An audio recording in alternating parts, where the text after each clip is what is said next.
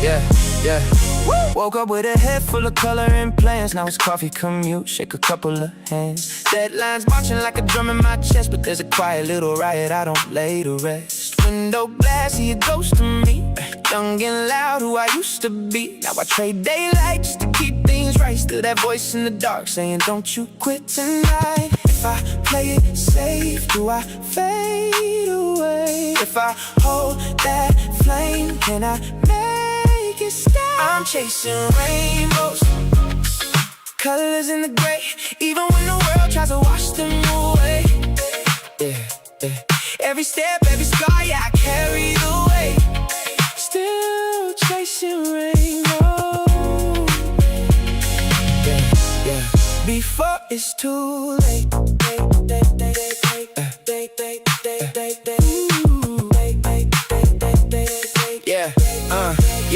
Yeah. Three little faces on their gravity. Every move I make writes their reality.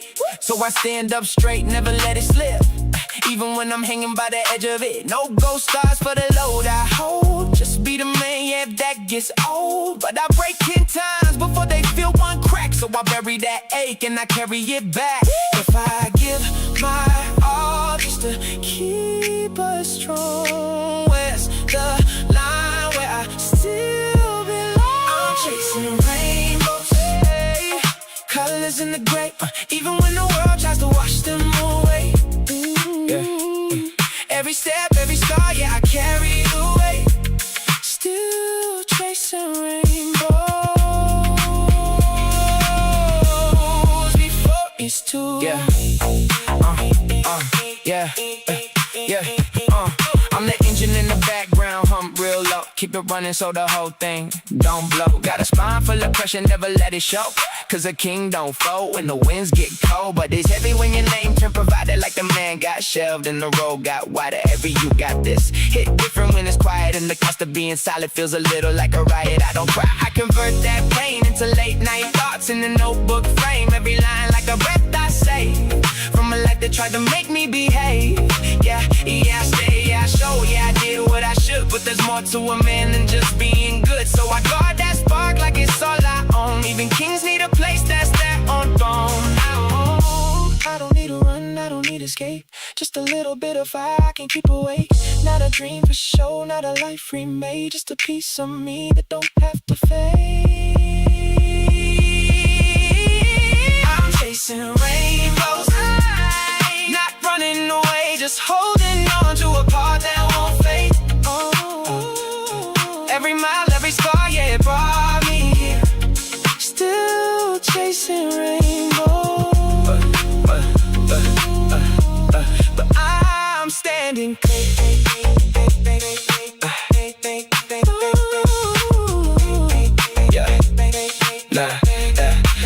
Not every dream needs a stage or a crowd. Some just live where the heart beats loud. And if no one sees it, that's alright. I'll keep mine burning in the quiet night. Yeah.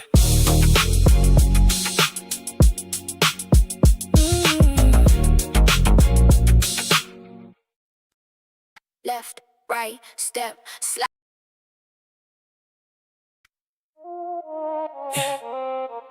Yeah. Listening to that Taylor Swift. Taylor Swift. A thought came to me. Hedges or fork. Let's flow. Let's flow. Team game, stop on the rise. Team shit face, telling lies. Man, your man in the kitchen cooking up the same old pies. 47% of the retail volume flow.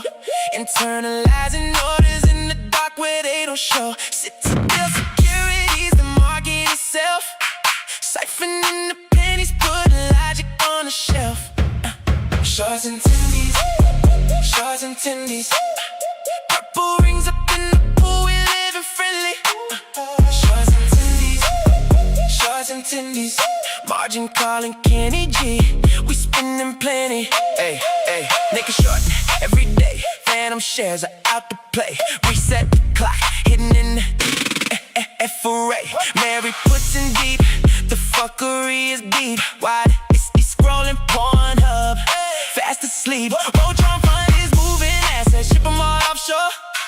Cayman Islands, Delaware, they always looking for more.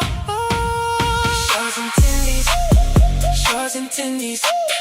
Purple rings up in the pool, we living friendly. Shorts and tendies, shorts and tendies.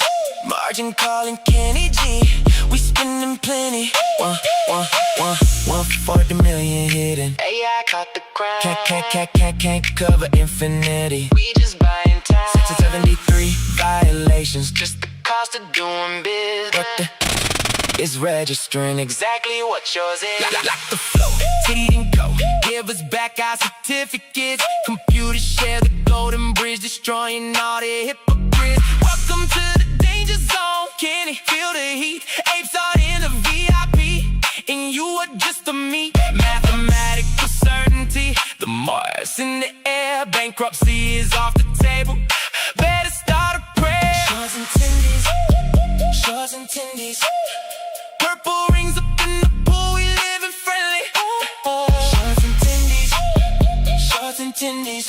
Margin calling Kenny G, we spending plenty. No sell, no sell, no sell. No sell, no sell, no sell. No sell, no sell, no sell, no sell, no sell. No sell, no sell. Brick by brick, we building this castle. Diamond hands, no motherfucking hassle. Yeah.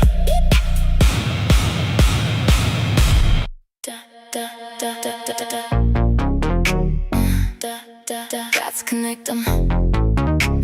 Knowledge is my flotation, baby. Yeah, it's a one-take session. You walked in looking like $1 billion play. Got that Drexel DNA, moving in a certain way. You're talking sweet, trying to buy my time, but I see the red flag hidden in your prime. You wanna leverage buyout, a little LBO, trying to saddle me with debt and watch the profits go. You think I'm just a carcass you can strip for parts, but I've been reading filings, I got the charts. Yeah, you're planting seeds, yeah, I see your executives working from the inside, shifting all the narratives, trying to catch me in the undertow tonight. But I'm looking backwards and the dots are coming bright, bright, bright, bright. Ooh, baby, I'm connecting the dots. I see the vultures circling the spots. You're the carnivorous shepherd, I'm the one who got away. I'm the true anomaly, I'm here to stay. No debt on my books, just a heavy watch chest. I'm putting your precision rage to the test. Can't stop, won't stop. You try to flip the buy button to keep me low, hiding all your shorts in the synthetic show, taking out the bye-bye, baby, for a penny price. But I'm DRS and honey, I don't need your advice. I see you at 55 Hudson, sipping on the lies, while the public shareholders watch their equity die. But I'm the firewall, I'm the fortress in the rain. You can't manufacture my outcome or my pain. I don't need your lead-proof lifeboat, I'm all ready to float. I'm the only stock you couldn't cut the throat. You can send your fixers in your fancy law firms, but I'm not signing any of your sweetheart terms. I'm the anomaly, the only one winning. Ooh, baby, I'm connecting the dots. I see the vultures circling the spots. You're the carnivorous shepherd, I'm the one who got away. I'm the true anomaly, I'm here to stay. No debt on my books, just a heavy war chest. I'm putting your precision rage to the test. Do your due diligence. Know who the villain is. Don't be a sheep. I see you, Apollo. I see you, KKR. GameStop. GameStop. GameStop. GameStop.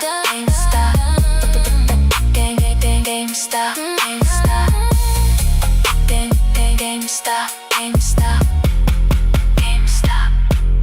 Won't stop.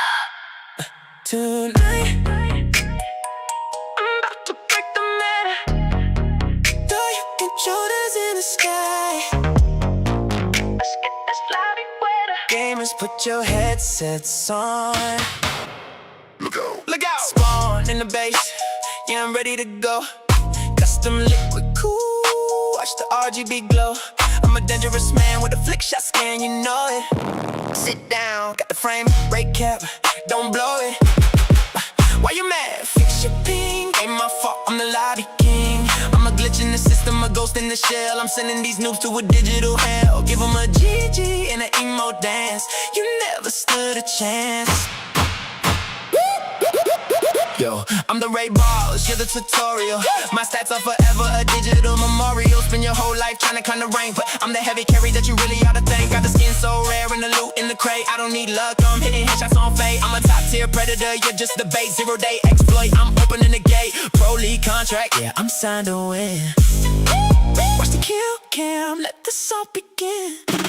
I'm a one-on-one asset, you're an NPC. I'm the glitch in the code that you can't even see. I don't camp, I don't hide, I just slide through the map. Leave them stuck in the spawn, it's a permanent track. Got the macro set, got the focus tune. I'm a solar flare and you're just the moon. I'm a speedrun legend, I don't check the clock. I'm the final key to the uncrackable lock. Flip it, frame it, put it on the feed. I got the talent and I got the speed. I'm a monster, a marvel, a digital beast. I'm the guest of honor at the winner's feed. Everywhere I go, they be checking the scoreboard. But they can't touch a guide with a mechanical keyboard. I'm a master of the grind, baby. I'm a master of the grind. Tell me what's the strat for the side? What's the strat for the side? High score magic in the game. Keep on heading for the victory. Remember the name. Keep on second at the ultimate drops. It's done. Where the MVPs when the round is won. High score magic in the game.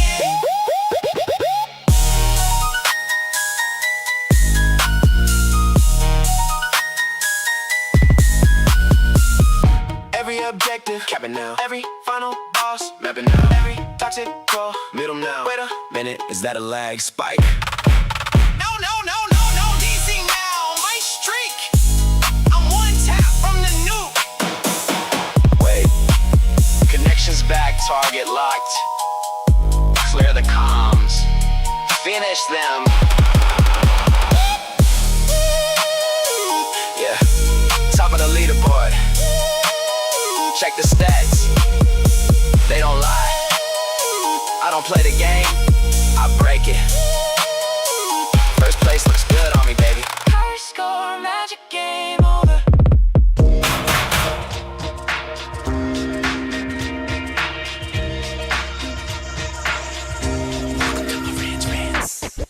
Welcome to Marantz Rantz, no advice on finance. Spin the wheel and take a chance. Get an NFT and a little education. The system got undertold, that knowledge is flotation. You wanna learn? Well, you came to right place. You're pumping AMC, might get slapped in the face. Get your due diligence, know who the villain is. Don't be a sheep when the shepherd's carnivorous. So come learn, laugh, and maybe you win big. And listen up, y'all, the wheel is not rigged. Everybody get a chance in the live chat. Kyoto spin wheel, you win just like that. Retail fight back and this retail winning. Y'all just wait, man, this is just the beginning. All fellow simians, GME group singing the truth. We just chillin', infinity pool swimming. So welcome to Marantz Rantz. A lot of knowledge but no advice on finance. Don't even need pants, you can tune in naked like Henny the Mayo Man. Internet's most hated. Don't wanna lose your money, then it's time for you to listen. If you're ignorant, invest in AMC, a superstition. The stream about ready, they told us to don't dance. I do what I want. Welcome to Marantz Rantz. Welcome to Marantz Rantz. Welcome to Marantz Rantz. Welcome to Marantz Rantz. Welcome to Marantz Rantz. Welcome to Marantz Rantz. Yeah. Welcome to Marantz Rantz. Welcome to Marantz Rantz. What were they saying? I couldn't hear him from way up here. He said, "Oh, I don't like this AI music." Yeah, bro, you don't like yourself.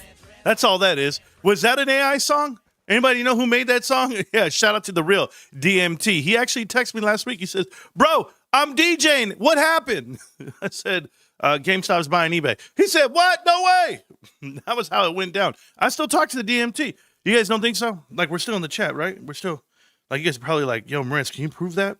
That rapper dude, DMT, who's also a mod on GME Jungle and also works for David whoever. I don't know who. Where the hell is his text message at? I don't know. It's all, bro, it mixed in between. Look at this. Inking all day. John Jameson. Everybody's in the chat here. All the guys. Anthony. Oh, here's the real DMT. Check this out. Check this out. Well, oh, shoot. I don't want to dispose of everything. There it is. Holy fuck, man. I just got the chills. Holy F. Yeah, because I sent him some message. DMT at the top. Say it, DMT. Yeah.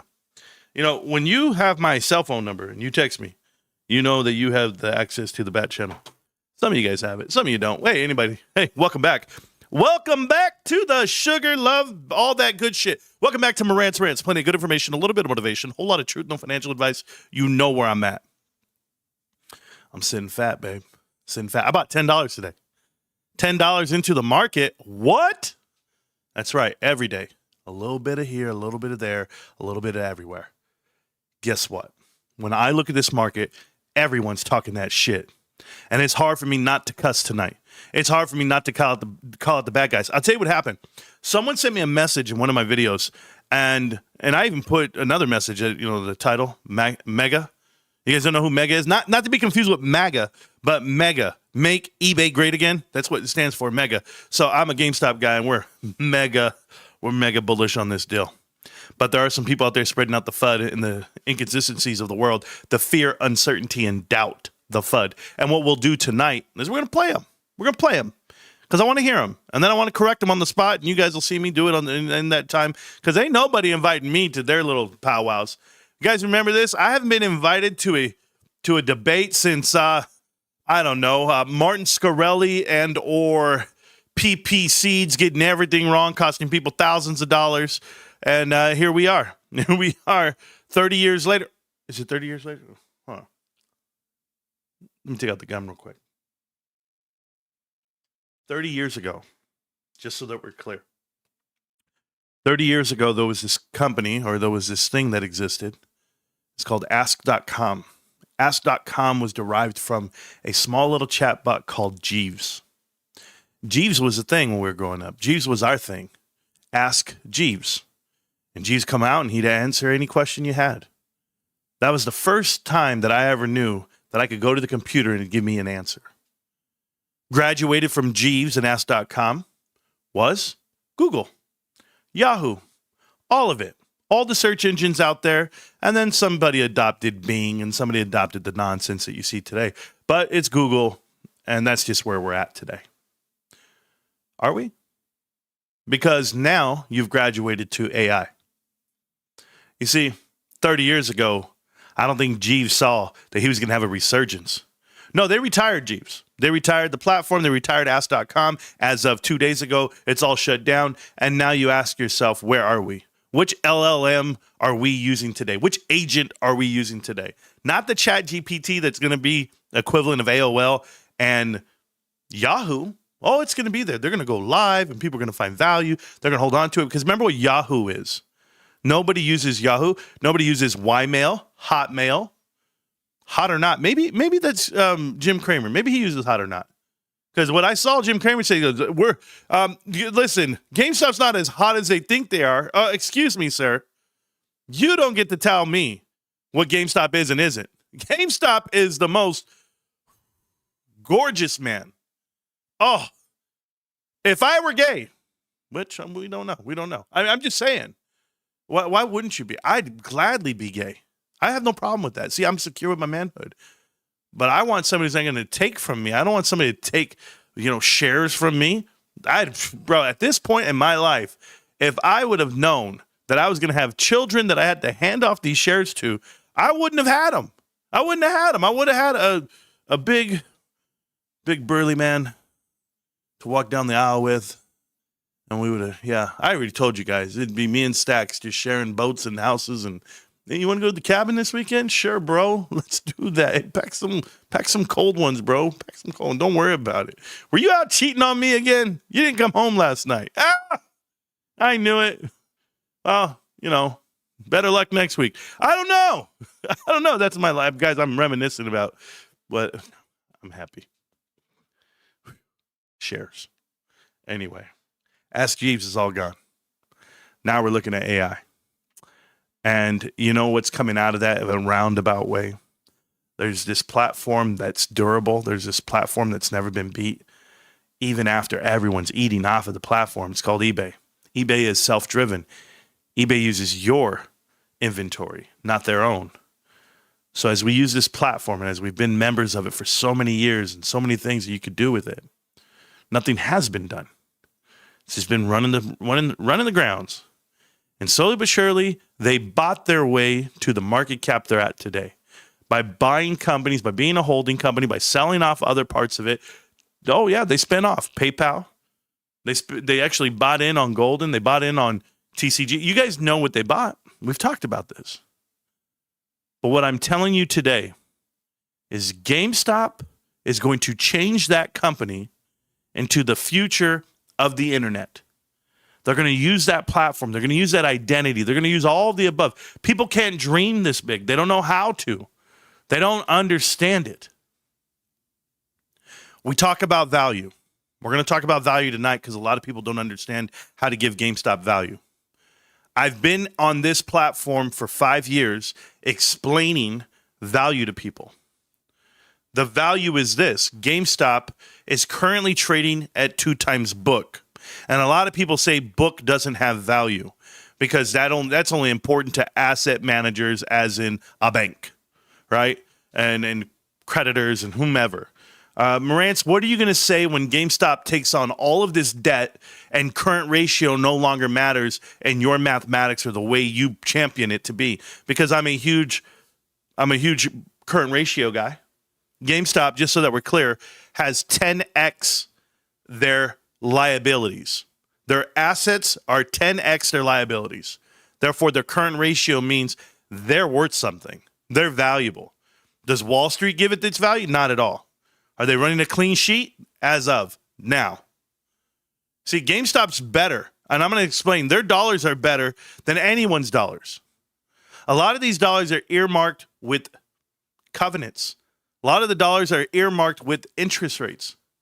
You can say whatever you want about GameStop's $9 billion. It's at a 0% coupon. So what are they really leveraged? When you look at even at eBay, they're leveraged on debt, and it's because they're a maxed out company. If people don't know what a maxed out company looks like, it looks something like Home Depot.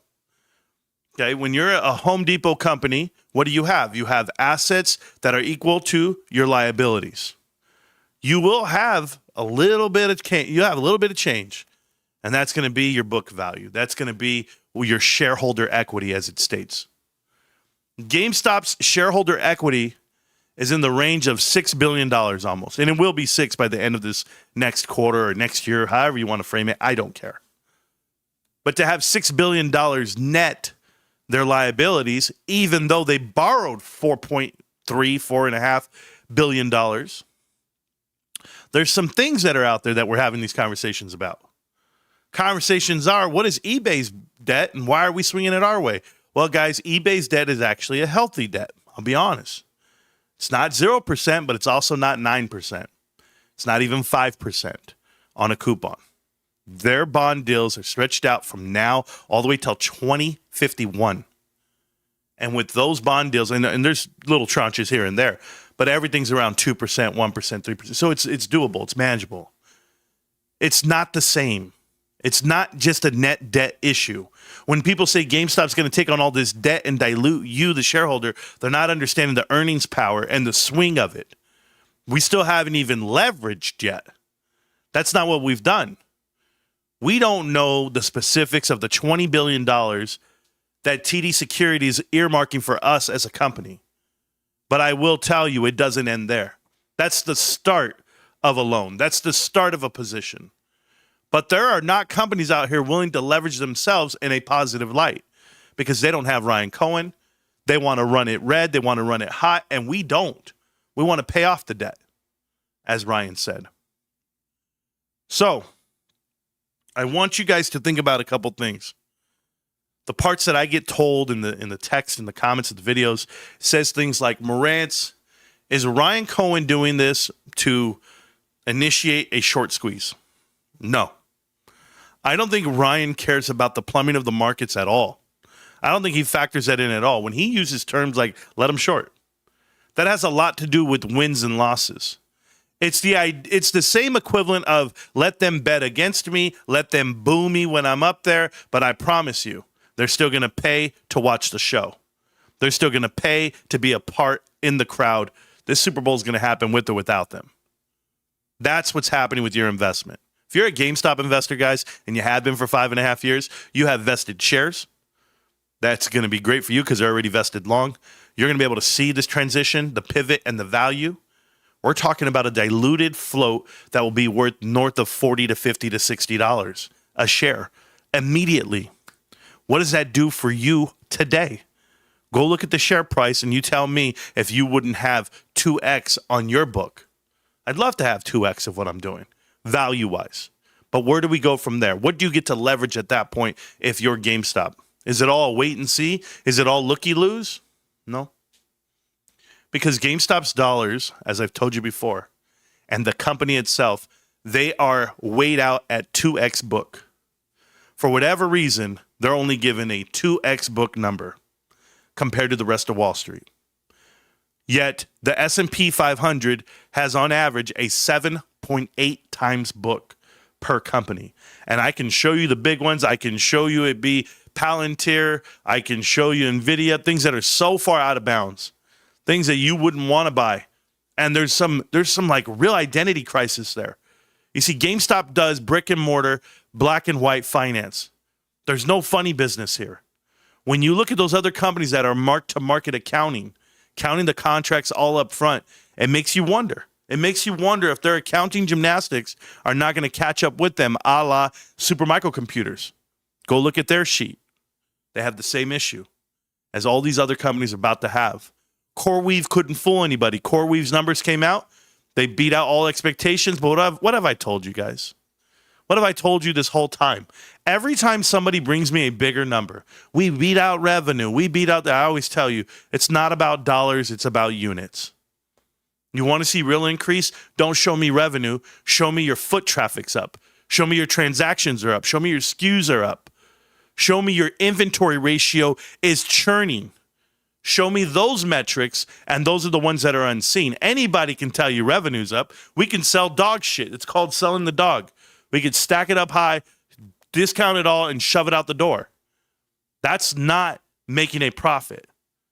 That's the difference for GameStop. GameStop has found some select categories to champion and grow. The real growth is here. For Collectibles to grow from 17% to 30% in 3 years, that's growth. Whether you see the top or the bottom, you're not going to understand. Pause, Tony De Niro, pause. But you're not going to understand what's really happening. Now, I want to tell you guys some things that I've been noticing. Maybe you notice them too. Maybe you guys live in the same country that I live in. 1, front-running every presidential announcement. That has happened on this market for X amount of years. For the last 2 years at least, we've seen front-running presidential announcements. Is that legal? Well, they try to disguise it as legal. But I won't be fooled at all. I have seen values of this market that are priced in for deals that have not been announced yet. It's called buying the rumor, sell the news. The rumor, the war is going to go ahead and get halted and we're going to open up the strait, things of that nature. That's the rumor. You buy the rumor. You sell the news when it gets announced that the deal's done. Deal is done. Everybody sells while other people carry the bags at the top of this market. That's why we have all-time highs right now. We have all-time highs because they're pricing in the difference. You go ahead and look at this hantavirus or whatever the hell this scare tactic is. For me personally, I agree with Kyoto 100% here. I better see fucking zombies walking. I want to see zombies walking the streets. Before I ever get into this, you got to take a shot. You got to quarantine. You got to wear a mask. I'm not afraid of anything they put in front of me.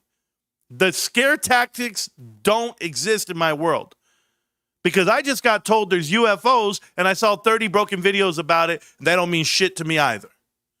You haven't changed my world. You want to be transparent, Mr. President, as you called it? This was the announcement. We are the most transparent administration in the history of America. Really? I saw 2 buildings go down in planned demolitions in sequence. I saw building number 7 go down for no damn reason. Tell me. I saw a plane fly into the Pentagon at an angle that no one else could do, no pilot in the world could do. These Rolls-Royce engines evaporated on contact. They don't even exist, nor do the bones in the people. What world do you think I live in? You think I'm afraid of the World Cup happening in America? All of Europe bringing the virus here? We're all going to, this is our biological warfare attack, right? Am I scared of that either? No. I've seen every possible thing.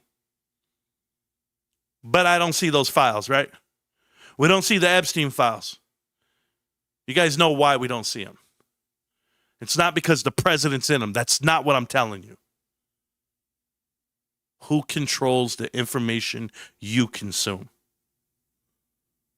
It's very simple. The same guys who make bets on companies to go bankrupt.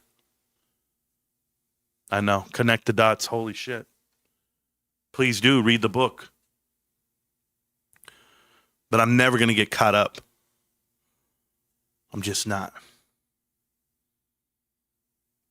For you GameStop investors that are worried if this deal's going to go through, if you read Ryan, he did an interview and he's quoted in saying, he's about to be the biggest pain in the ass to eBay until they sell.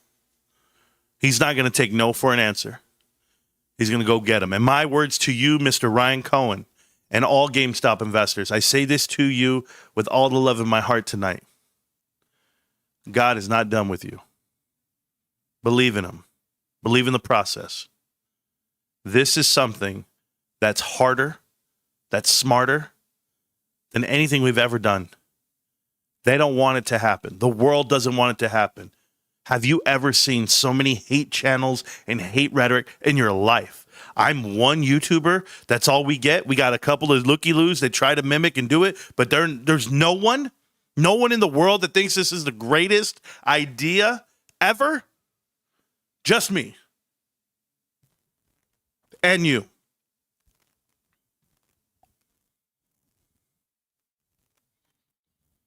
I was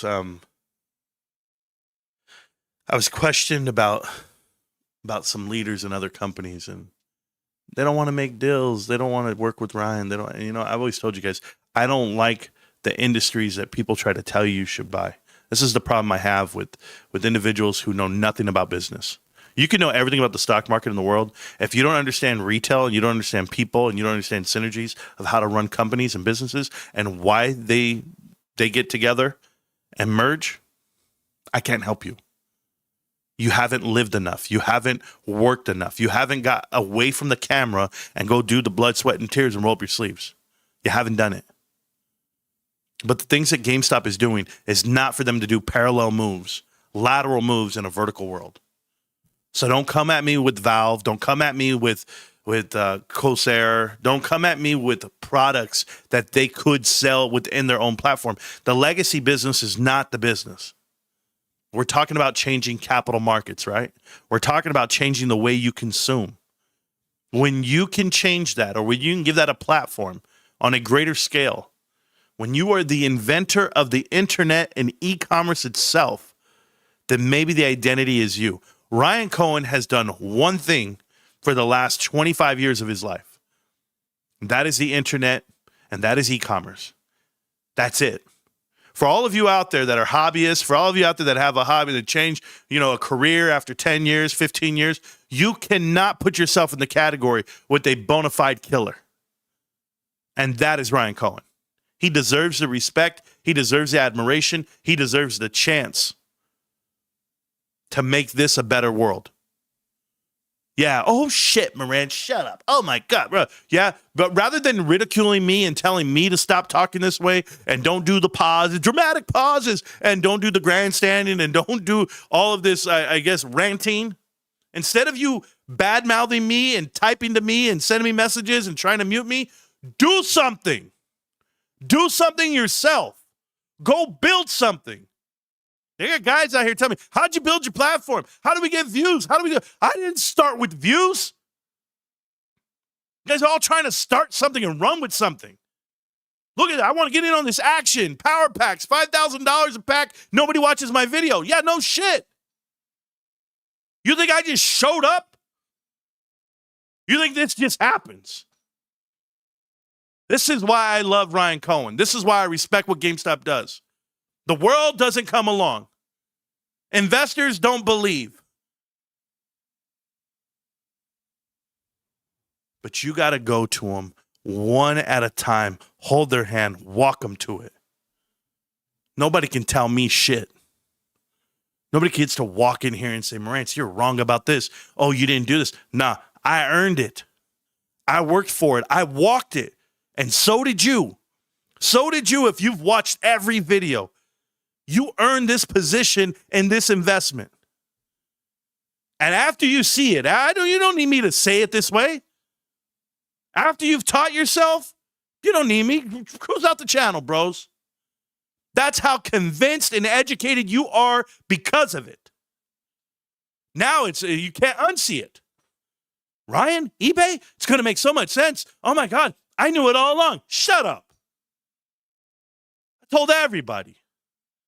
While they're out there giving you multiple choice answers, I said one, because only one makes sense to me. It's GameStop. It's not even eBay. The one answer I pick is GameStop. I'm rolling with GameStop through any decision they make, whatever they do. I'm a fan till the end. I'm about that life. If you're not blood in, blood out, that's not you. We know. You're a trader. You're a money maker. You're a bitch. You do anything for $1, I'll show you who you are. Because we're going to start lining up dollars and you're going to start doing things for them. Tricks. Tricks are for kids. We still have videos to watch. You know what I can tell you guys? I see somebody here, AA, 5 free memberships for the show. Thank you, sir. I'm going to tell it to you guys like this. Do you know why they call me? Everybody wants to come at me and they go, Marantz, are you successful? I laugh. Am I successful? Any of you guys know why they call me GameStop Echo? Well, that's my name on Twitter. Anybody have an idea? Used to be Marantz Rantz, but then somebody mass reported me, got me blocked and banned. And what was I doing? I was promoting GameStop, right? So I just stopped promoting anything. I don't even type on Twitter. I don't respond to people. I leave it blank all the damn time. I ignore people all the time. Put people on block, just like I do here in the chat. I just block you. It's the greatest thing ever. Do you know why they call me GameStop Echo? Because when I first started YouTube, no matter if I was in my bedroom or if I was in the kitchen, you heard an echo. Because I got it, babe. My house has an echo. Remember that.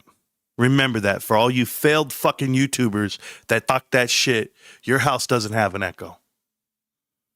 I hope you guys work hard enough to get one. Scrubs. Anyway, got a lot to say. Appreciate your coverage. I'm way off. Or will the eBay calls, 5% and 47 billion result in Q1 700 million? Yeah, I don't know.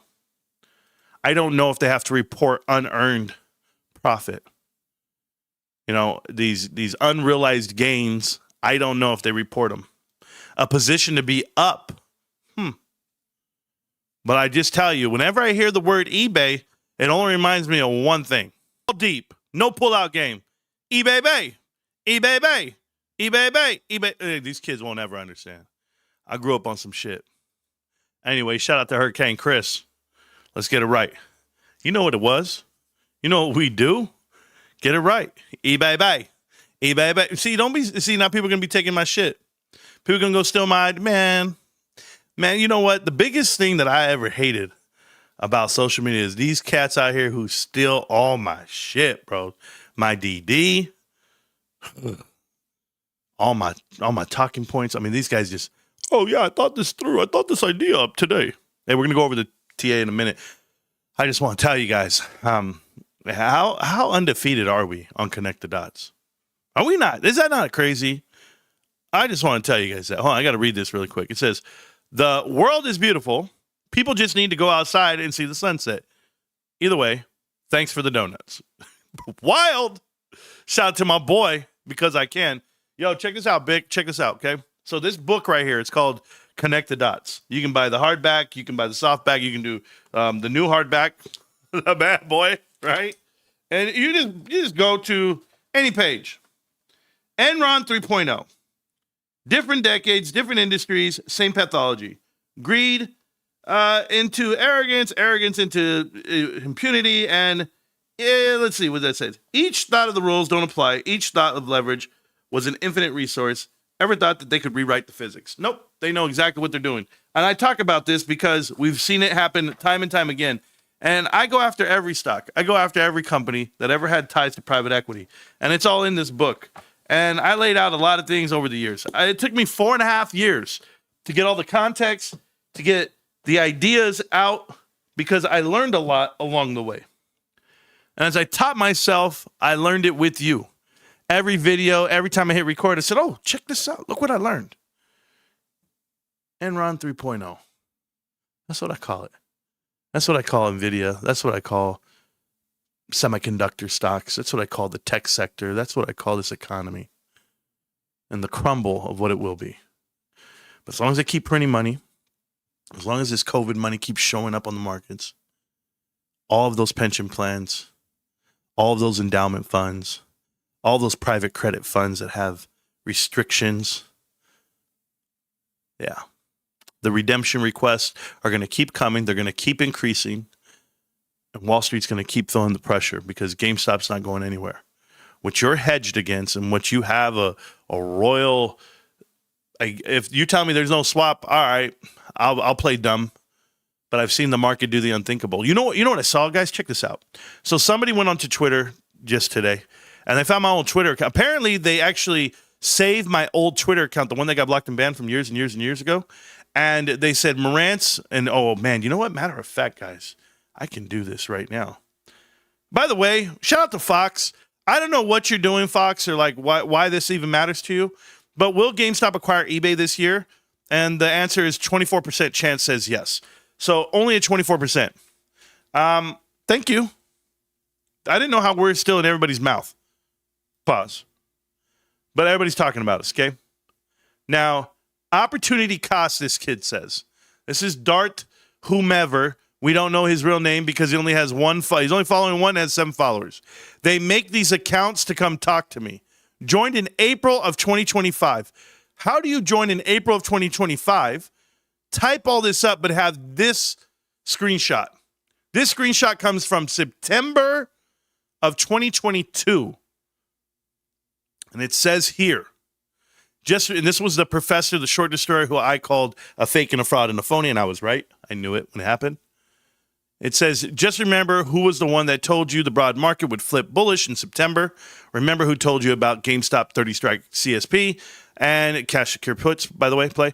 Don't forget who's got the alpha.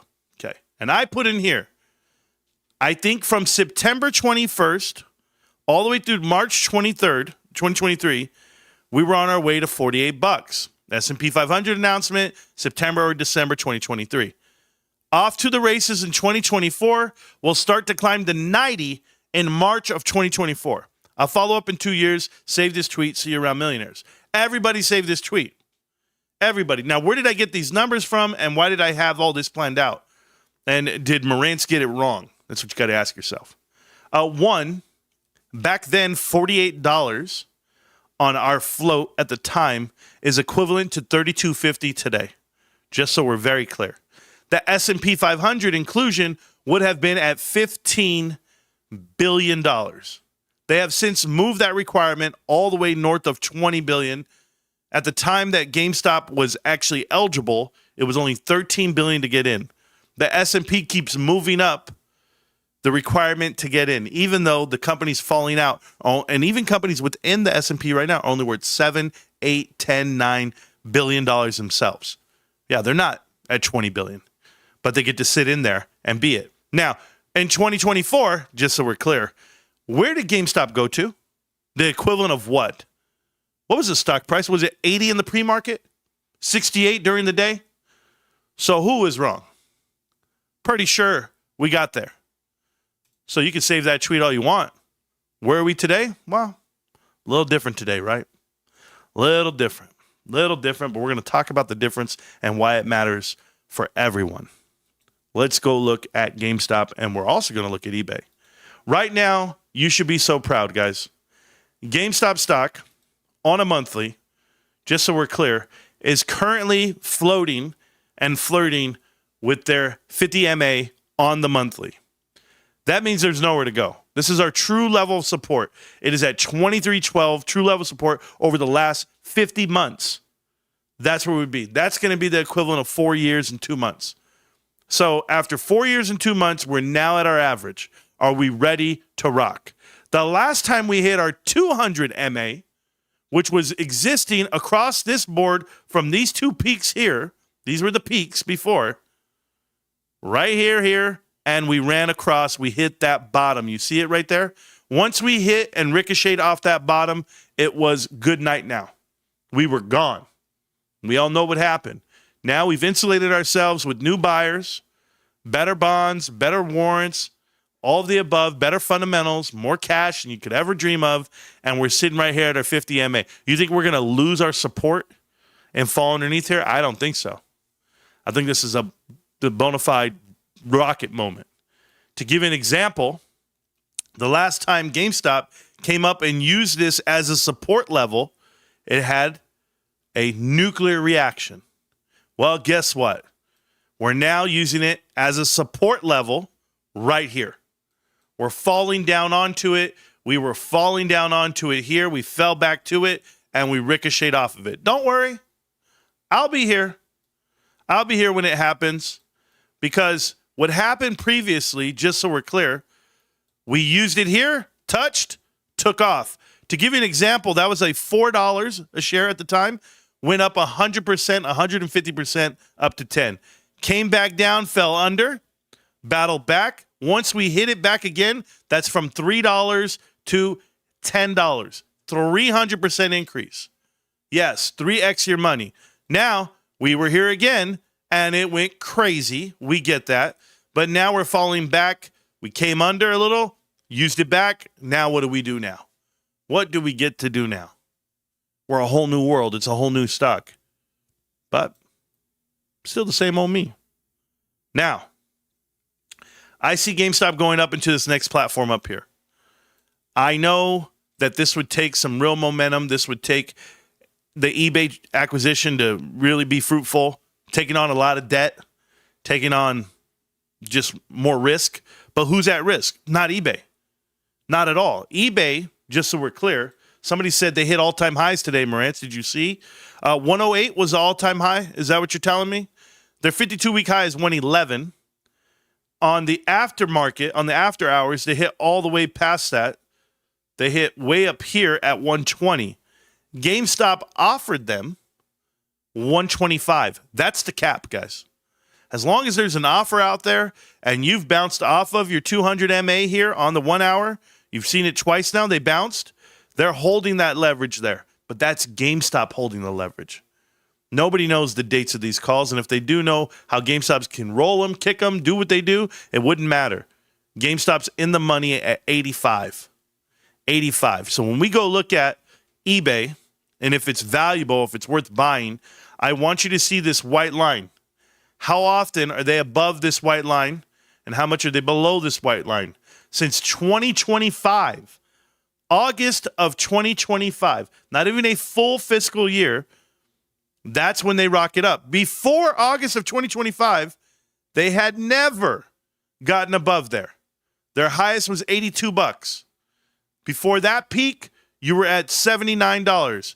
Before that peak, you were way down here at $70 flat. So yeah, giving you 125 off of 70, what investors just came in out of nowhere over here, other than GameStop? These guys don't have volume. Their average volume over the last 90 days is 6 million shares. They don't have volume. They have no one. They're institutionally held 95%. It's not insiders. It's not some new scoop. Nope. It's just GameStop buying the calls to push this thing out into Never land. And I'm happy they did it because they bought it way down here below the white line and they pushed it up and to the right. That's GameStop. So if you want to flirt with GameStop, you want to be pissed off at GameStop, eBay, you're going to have a huge problem. One, the threat of losing your position and your value, and that's why their CEO is selling his shares even now. He's selling them at these levels, at these unseen levels before. They've never been this high a day in their life. Now, I feel there's a lot of misinformation out there. I feel there's videos out here that are trying to provoke me. They're trying to get to me. They're using either gender affirming people that is very hard to judge who's what and who and what they look like and who they are. It's tough. I'm not trying to give identity crisis on anyone. I'm not trying to judge you that way. I'm just letting you know when they start calling you out or start saying things to you, you go, why? Why? They're trying to provoke you? You know, over all the years, I've had every person in walk of life come at me, try to do something to put me in a harm's way. I mean, when I had the corporate job, they were trying to goat me to say something. You guys don't know this part. Some of you guys might know this. I've said some of this before on the live. But somebody once tried to get me to talk bad about midgets. I don't know if you guys know this. I did a whole joke on midgets, right? That one day, you guys remember, I was like, midgets got a fat ass. They be sitting down getting taller. I've had it up to here with these midgets. I said all this stuff. I'm scared of midget clowns, all this stuff. And then in my microphone back in the day, it used to have a mute button. The whole microphone, if you tap the top, it would go mute. So I was spitting one day. I was like, yo, boom. And I hit it with my mouth as I was talking. And then I was ranting. I was in mid-rant.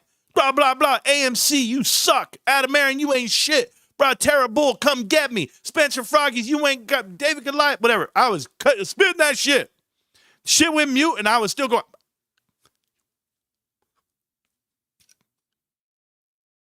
I was doing all that. And everybody's typing. Marantz, you're muted. You're muted. Marantz, come on, you're muted. And I didn't look at the chat. And then finally I saw it, and I was out of breath. I was like, oh, shit. My shit. I said, damn it. A midget just ran in here and touched my shit. I did all that. And guess what happened? I got called up.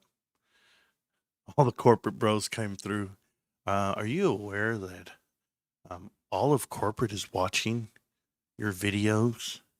And you can't have hate speech in there, Marantz. What hate speech? What are you talking about?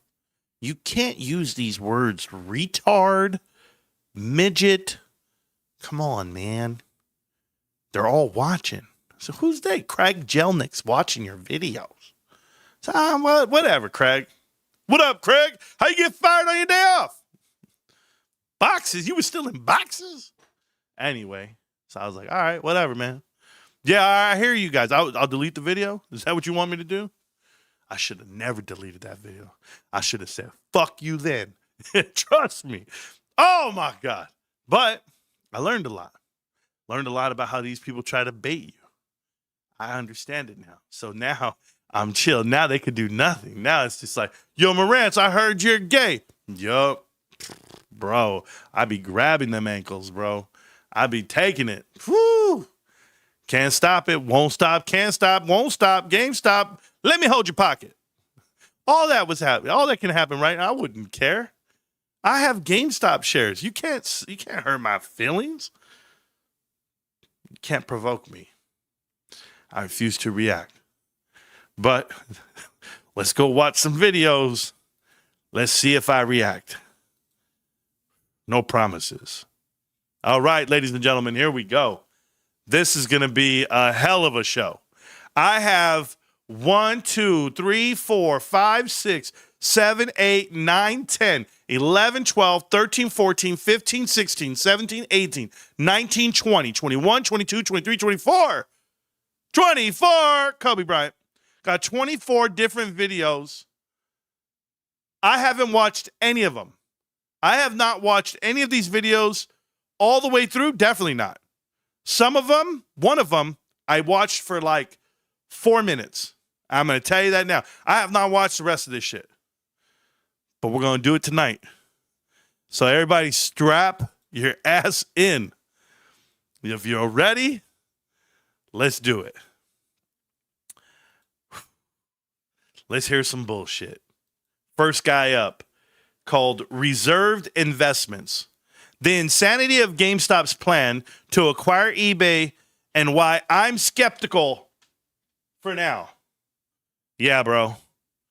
You're real sus. Oh, look at this dude. I can't. We got Nintendo books in the background. Got a NAS. We got Pez. Oh, this guy's a real guy. Ceramics? You have a book about ceramics, bro? What is this, Ghost? This is Patrick Swayze 2.0 right here. Let's go do it. Hello, ladies and gentlemen. Welcome back to Reserved Investments. And boy, do I have the video for you. Why are you reading notes, today. bro? The internet is buzzing about the potential of GameStop acquiring eBay. I'm here to tell you, spoiler alert, it most likely isn't going to happen unless something changes. I do want to put that disclaimer. I want to let you guys know he has no sources for this. It's more than likely going to happen than not to happen. And why is that? Because the offer's out. I'm just letting you know. You have more of an opportunity for it to happen than not to. Because the whole idea of it's not going to happen would mean if there wasn't an offer offered at all. So there's an offer. There we go. So you're telling me we got a chance. Because I looked over all the information, all the facts at present time. I really don't think this is going to be a thing. And I'm going to give you my reason why in this. Because you were told to make a video and say it. Am I clear? I mean, you're looking down, you're reading a lot. You're doing a whole lot, bro. You're not good at it. Video. Now, this is a video that I really wanted to do because I'm kind of educated in a lot of this stuff. Like, we are going to talk about leverage buyouts. So I'm going to define all these terms for you. We're going to go through the numbers, and I'm amazed how everyone knows about leverage buyouts, private equity. They're all experts. I'm sorry. Read the book. give you my thoughts on why, at present time, as of the recording of this video, I don't think this is going to be a thing. That said, before we do all that, we got to take a step back because I want to be very clear here. I do have a bias towards GameStop. I am not a fan of the company in its present form. And we do have to discuss this a little before we get into the nitty gritty. So I don't know. So that right there, that's fucking wild, bro. I don't, you know, bias are for bitches, bro. Like if it's baseless. Like what did they do to you? It's a whole new company. New CEO, new chairman of the board, all new board of directors, reinventing themselves. Did they do something in the last 2 years I don't know about to you? Point at the picture. Where did they touch you? I know how old most of my audience is. When I look at the demographics, 50% of you are younger than me. 50% of you are older than me. There ain't nobody else. Dude, you look 55. I'm just saying. You look older than me. We got the same glasses. You just got the weird-ass neck. It really doesn't tell me much other than there are a lot of people out there that watch my channel that I'm really not privy to. Now, with that out of the way, when I was growing up in the 80s and 90s, if you went to a mall and you were shopping for video games, the three main stores that you would probably encounter were Electronics Boutique, Babbage's, and possibly Software, etc. Now, all of these stores were pretty much well run. They knew their core business, they did it very well, and they understood their core consumer. Now, unfortunately, over the years, there were a lot of mergers, there were a lot of acquisitions. We had some craziness occur across the board, and when the dust settled, we were kind of left with GameStop. Now, I am by no means implying that Electronics Boutique, Babbage's, and Software, etc. were all perfect entities. They were not. They all had their flaws. They all had their problems. For instance, the pre-owned software program started under Electronics Boutique. Electronics Boutique was one of the first companies that started allowing trade-ins of. So let me get this right. You were in the 80s and 90s as a child playing video games, worried about the makeup of the companies. That was what rubs you wrong. You were actually looking at these companies going, hold on, Software, etc. No, they don't do it right. Electronics Boutique, they're actually fair. They're fair. Like, this is how you're thinking as a fucking 5-year-old? I don't understand. And maybe I'm blown away. I don't know. Pre-owned software. So this is where really a lot of the business model that GameStop has adopted were already a thing under a lot of these previous companies. They just came along and put their own spin on it, per se. Now, another reason that I do not like GameStop is they deviated from their core business. If you walk into any GameStop in the year 2026, you're pretty much going to be greeted with shelf after shelf of pretty much worthless collectibles. Worthless collectibles. Pokemon cards are worthless. I mean, GameStop makes a profit, a massive profit. They're making more money per square foot, more money per man hour. It's a quality business. What are you talking about right now? Where do you shop, McFly? No, guys, I know. He looks like Marty McFly's dad in Back to the Future. I get it. Don't you call me Yella. About the only thing that I agree that GameStop did well is they do understand that there is a very large market for collectible trading cards. No wedding ring. Shocker. You're not married? Oh, my God. I didn't see that coming, bro.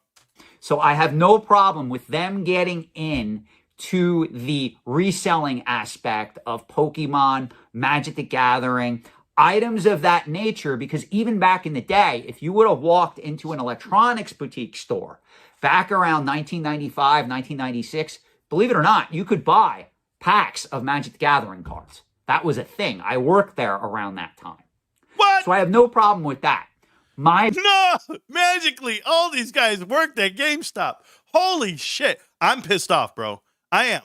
Because Netflix, I have a problem with Netflix. I don't know if you know this, reserved investments. I have a problem with Netflix. I'm going to tell you why. And it's not because it's Netflix today, right? We got to go back. Because when I was growing up, it was Blockbuster Video and Hollywood Video. And the problems that I have is those companies don't exist today, but the identity's still there. You know, Blockbuster could have been the next Netflix if they would have did the deal, but private equity swept in. Hollywood Video would have did great, but they got sold out and bought out.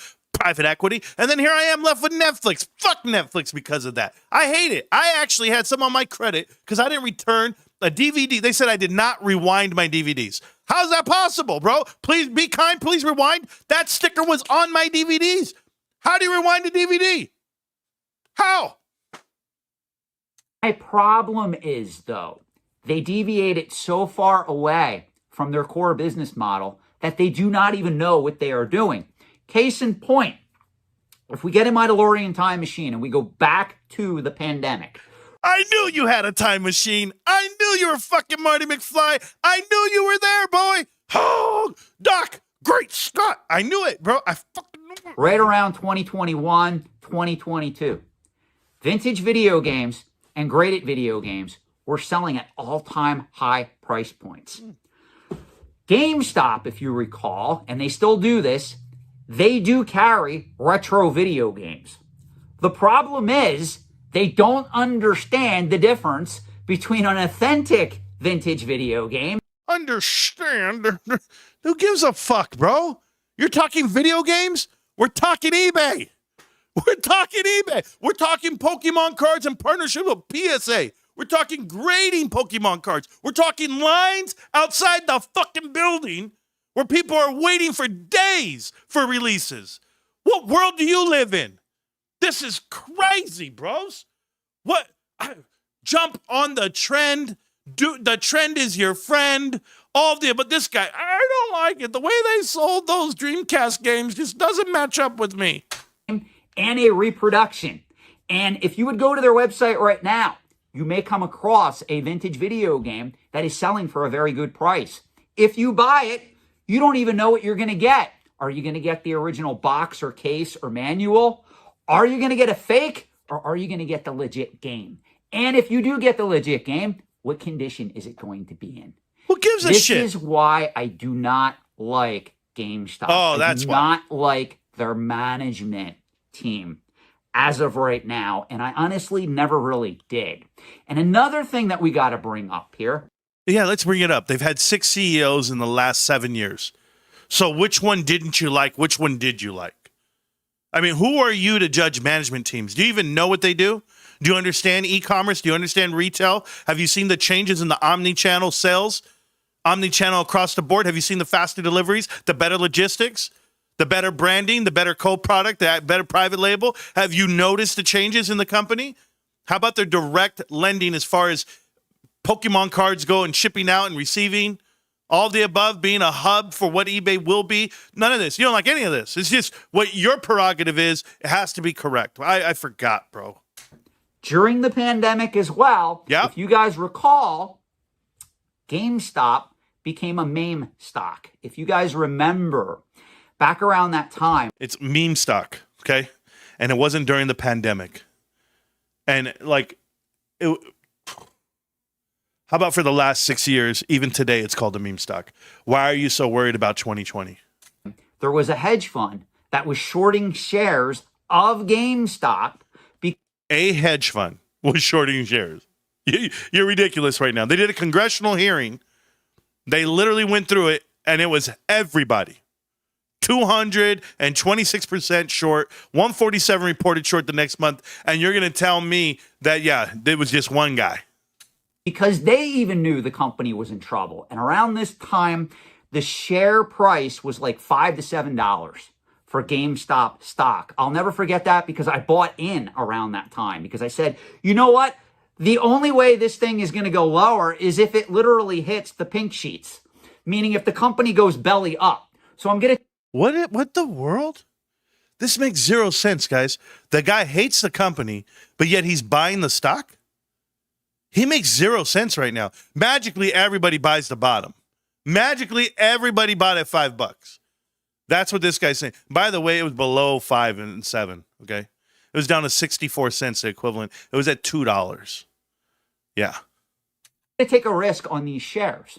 Well, lo and behold, that's right around the time that retailer investors and finance bros like me found out that there's this hedge fund that's pretty much shorting GameStop stock. And forgive me, every time I say GameStop stock, I have to stop and think because that is a hard sentence or phrase to state, especially multiple times throughout this video. Yeah, it's hard to lie to people because I want receipts. See, make videos like this. I bought in at the bottom and I sold where? On GameStop stock. That's so hard to say, GameStop stock. Say it 3 times fast. GameStop stock. GameStop stock. GameStop stock. All right, that's hard to say? I don't understand. Now, with that being said, when that occurred and we started buying GameStop stock on the secondary market, this sent the share price soaring. Well, as a catalyst to what was happening at that time, because the share price started to soar, people like Ryan Cohen and the executive management team at GameStop all got rich. Now, the beauty of that was we were all able to take out a hedge fund. And as a finance bro, you know, especially a left-leaning finance bro, you know I'm going to love any chance I get to take out a hedge fund. So What is this shit? Ryan got rich? Ryan's already a billionaire walking into GameStop. He bought in 2019. What in the fuck are you talking about? This shit is crazy. And you know, we love to take out a... What? Especially a left-leaning finance bro like mine. What? This is beta male at its best. Bro, I pray you put on deodorant. I have no problem with the hedge fund going bankrupt, going belly up, whatever they did. I believe that they just exited they closed the hedge fund and just walked away. I think that's a great win for all of us. But the negative consequence of that was we all enriched people like Ryan Cohen who didn't deserve it. That's the problem that I had at that time. I was really in ethical dilemma mode where like I would go to bed at night and go, you know what? On one hand, I'm taking out a hedge fund, but on the other hand, I'm enriching some of these. Other hand, you're stroking, bro. Shut your ass up. Ryan was already rich. You didn't do shit. Did he take profit? What did he do all of a sudden that you think he made profit? People that I don't think deserve to be enriched any more than they already are. So that's my statement on GameStop and how I feel about them as a company. Now that I said all that, let's define what a leveraged buyout is. Because if you're wondering how GameStop is going to attempt to pull off this acquisition, it is through what is called a leveraged buyout. So this is the simple definition of a leveraged buyout, and then I'm going to give you a real-life example to show you how this would potentially work. A leveraged buyout is the acquisition of a company known as the target, primarily using borrowed money, which is also known as debt, usually 50 to 90% of the purchase price, with the target company's assets and cash flow serving as collateral. Now, let me read that last part again. With the target company's assets and cash flow serving as collateral. So let me use a real life example here to show you that the ultra wealthy, the extremely rich, they don't play by the same rules that you and I have to play by. So let's say that we have this imaginary character named Timmy S. Poindexter. And Fucking guy, bro. This guys, I pray that none of you grow up to be this big of a nerd. Nerds! Timmy S. Poindexter, he works at Chick-fil-A and he makes $15 an hour. He has no assets to his name. One day, Timmy S. Poindexter is walking home because he can't afford a car. And he walks by this house, this immaculate house that he fantasizes about owning. And he realizes it's for sale for $500,000. Little Timmy gets it in his mind that he wants to own that house, but he doesn't have any assets. So he calls up a bank and he says, hey, I want to apply for a mortgage to buy this $500,000 home. Now, obviously, you and I both know how this is going to play out. The mortgage company is going to initiate underwriting, meaning they're going to look at Timmy S. Poindexter's income and his assets to see if he can afford that $500,000 home. Well, with no assets and an income of only $15 an hour, obviously we know they're not going to take him seriously. They're not going to grant him a mortgage to buy that house. Well, now let's use this hypothetical scenario. Let's say that Timmy S. Poindexter gets a little smart and he goes, well, gee, listen to me, bank. What if I took that $500,000 home and I used the equity in that $500,000 home to purchase that home? Therefore, I already have $500,000 because once you grant me the loan, I'm going to have a piece of real estate, a house worth $500,000. Do you see how a leveraged buyout works? If you or I tried to do something like that, we would get laughed at. When the rich and the extremely wealthy do it, it's considered business as usual. No, it's not. Have you ever had a home loan versus a business loan? The answer is no, you have not. Your analogy is the dumbest shit I've ever heard in my life. You have to have a plan. You have to have a history. Little Timmy, does he have a track record of 10 years, 15 years? Does he have a net worth of $1 billion himself? What's his collateral personally? What's the identity of anyone else? You have to be able to go to a bank. You know what I've done? I've gone to a bank before and said, don't worry about my credit score. Just look at how much money I make. And you know what they did? They said, well, we got you. We understand. We'll give you 0%. That happened. We're not buying houses that don't attribute to the bottom line, as in they make money, or I can fix it and make more. There's more to a story than just your fiction here. Certainly in business. I'm on little Timmy's side, by the way. Little Timmy's going to get married. He's going to Finally, little sugar mama. We're the sugar mama in the story. Now, you may have already heard the term leverage buyout. You may not have known what it means, but there are other companies that you're familiar with that were victims, and I do mean to use the word victims here, of leverage buyouts. Back in the 1990s and early 2000s, KB Toys, believe it or not, was the victim of a leverage buyout. That's why they're no longer in business. And here is an interesting tidbit of information for you. Do you know who engineered that leverage buyout? It was, I believe, if I remember correctly, Bain Capital. Bain Capital is Mitt Romney's company, or I should say former company.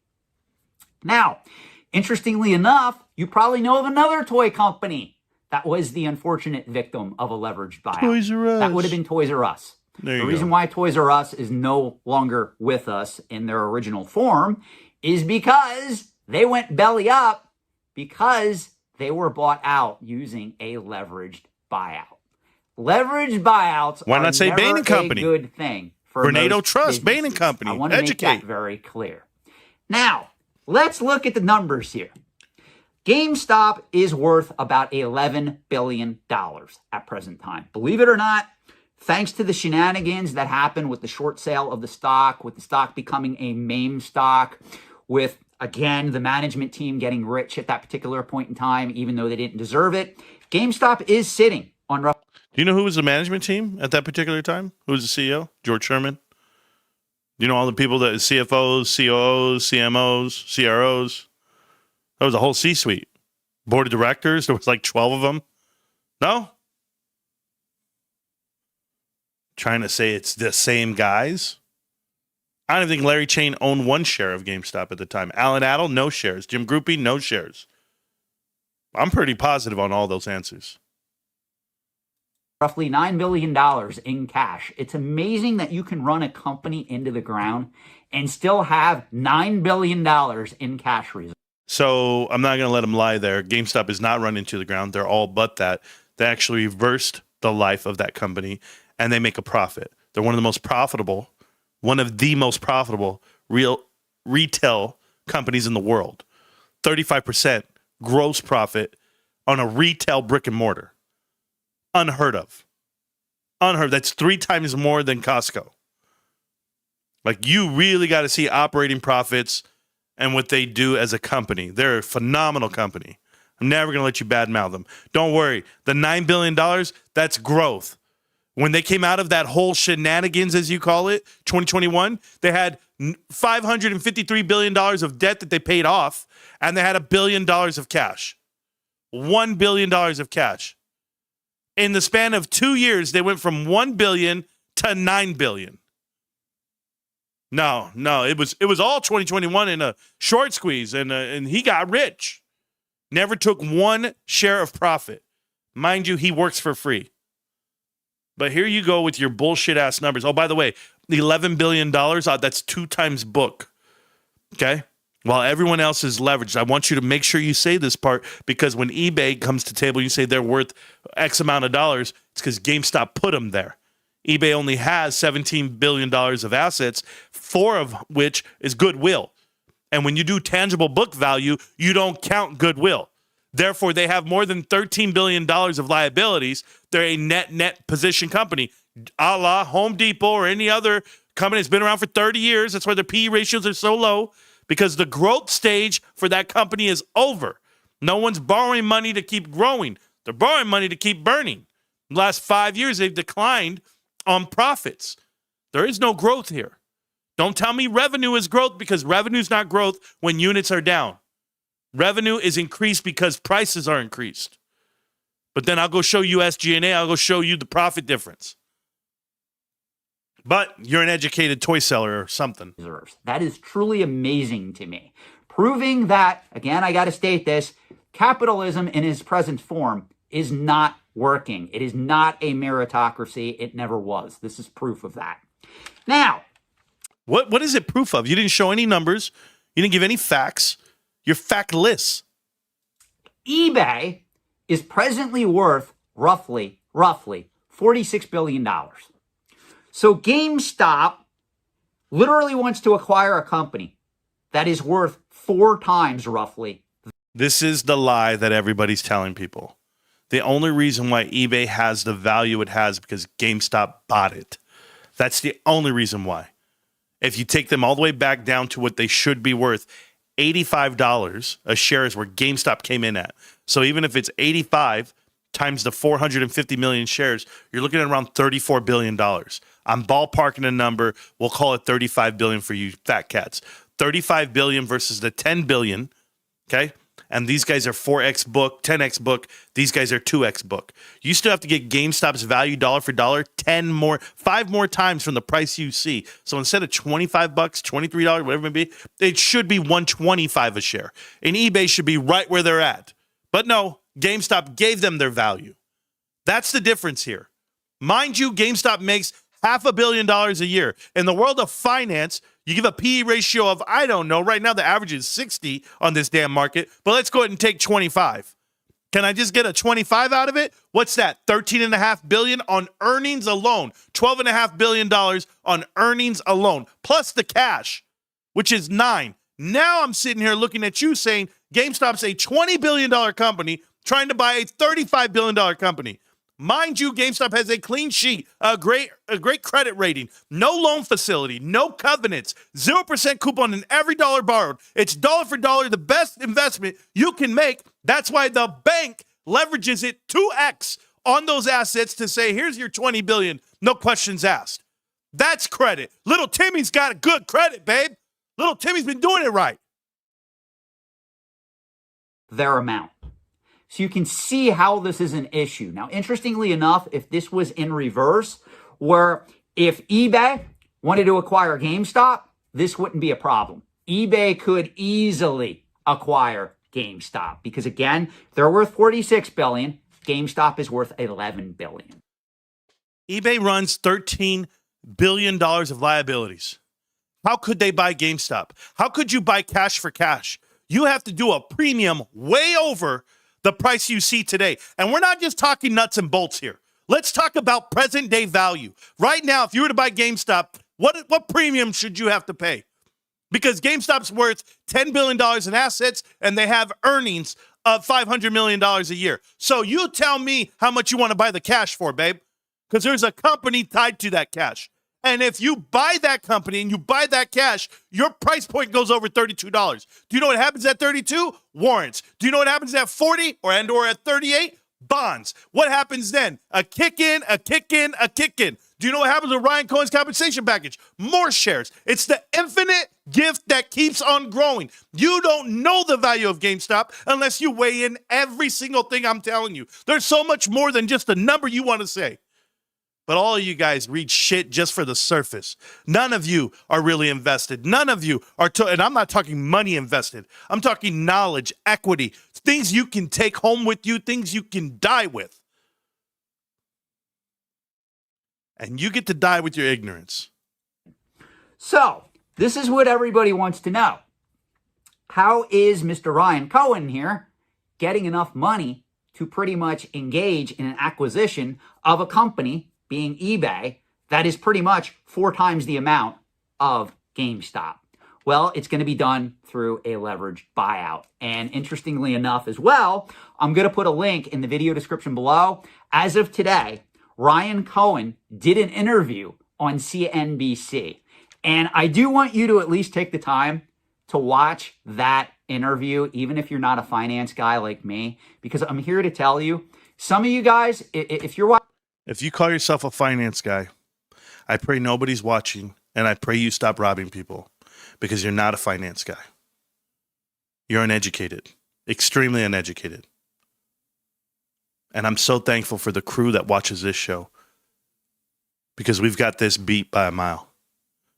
Hey, 22,000 subscribers, and you don't have any views on most of your videos? Like this video here, you're 22,000 subscribers, bro.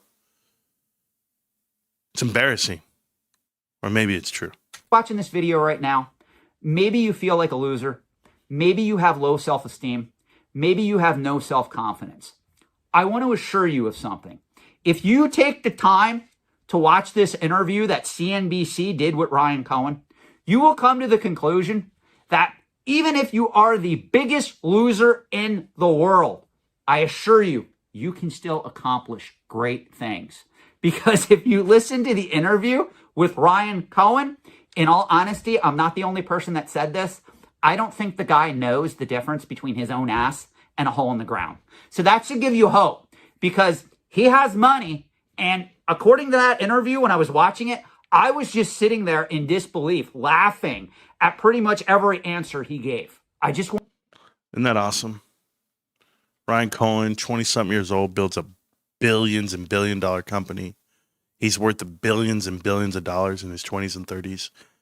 And you think he's stupid off of an interview that you don't know the history behind that history. You had a good take for about a day. If that's a good take at all. It wasn't. We all knew what it was. But please, you're looking pretty stupid right now. I want to be very clear here. Now, TD Bank, also known as TD Securities, already agreed to pledge $20 billion. They must be stupid. Oh my God, TD Securities must be the dumbest guys on the planet. Holy shit. You know, them giving Ryan $20 billion, 2x whatever the shit he has. Oh my God, why are we not lighting them up? Where's the flair for them? Somebody better get out here and start making videos bashing TD Securities. I haven't seen one yet. I want to know what those dumb fucks are doing on Wall Street to give Ryan Cohen $20 billion. He's the dumbest man in the world. What the hell are you? As in the words of my older brother. Yeah, who's dumb? Who's gay? Me or the brother of a gay guy? I'd rather be gay than the brother of a gay guy. And that's what my brother used to say to us, because we used to fight like children, bro, about this shit. My brother's gay. It's cool. What's your excuse here, Shirley Temple? So that GameStop, mainly Ryan Cohen, can acquire eBay. Do you see what I mean when I tell you guys the game is fixed against you? Could you imagine? GameStop's worth $11 billion, and they already got a guarantee from TD Bank that they're going to offer them $20 billion in debt to help with the financing of eBay. Now, the reason why I'm skeptical here, even if we add up $11 billion plus $20 billion, that's only $31 billion. But wait, there's more. Yeah, there is more. Where'd you get $11 billion? Why are you adding $11 billion? Maybe I'm wrong here. What the hell did you get that number from? Couple more details that I got to throw at you here. Okay, go ahead. First, it was revealed in this interview between Ryan Cohen and CNBC that GameStop already owns a 5% stake in eBay. I don't know when those shares were acquired. I don't know if they were secretly buying the shares for months, per years in advance in preparation of this, or if they just came in and they bought them all at once. That I do not know. I did not research that part. I want to be very honest with you guys. What I will tell you, though, is what Ryan Cohen is planning to do here is right now, the current share price of eBay is about $109 per share. What Ryan Cohen wants to do is he wants to make an offer of $125 per share to acquire the company. So now this gets better because at $125 per share, that would actually value eBay at close to $55 million.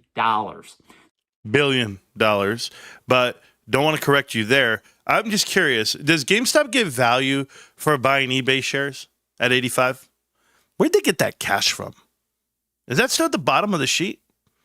Did they take away from the $9 billion they have? Because then how the hell are they going to offer $9 billion? How's your math not mathing? Did you give them credit for 5% of the company? Did you give them that? I'm just all your math, everybody's math. I'm just asking. So to put this in perspective, this is an $11 billion company trying to acquire a $55 billion company with a $20 billion loan already in tow if this deal goes through from TD Bank. Here's my problem. How are they $11 billion when they own 5% of eBay at the valuation you just gave them? They own 5%, so wouldn't you add another $2 billion onto their sheet? 2 or 3 billion, whatever it may be? Just asking. Why is no one doing this math? That's where we're at right now. Now, the way that this would work is the $125 a share would be 50% in cash and 50% GameStop stock mix. And this is where I kind of have a problem with this, because it was recently discovered that, believe it or not, nobody sitting on the board of eBay was contacted in regards to this as of yet. So this is all fugazi and hoopla. What do you mean? They did an official letter to the board of directors. They filed it through the SEC through an 8K. You're making the video the next day after the interview that Ryan did, where they already contacted eBay's board of directors. What are you talking about? Where eBay hasn't even been contacted in regards to this situation developing. Now, this is why I don't think that this is going to go through. Now, weirder things did happen. Obviously, leverage buyouts are a thing. As much as people who are educated in finance dislike them, do not like the end result of these type of leverage buyouts. But I'm here to tell you, it's not these type of leverage buyouts. Please stop comparing what private equity does to companies versus what GameStop does. GameStop does a whole lot more. They're the good guys.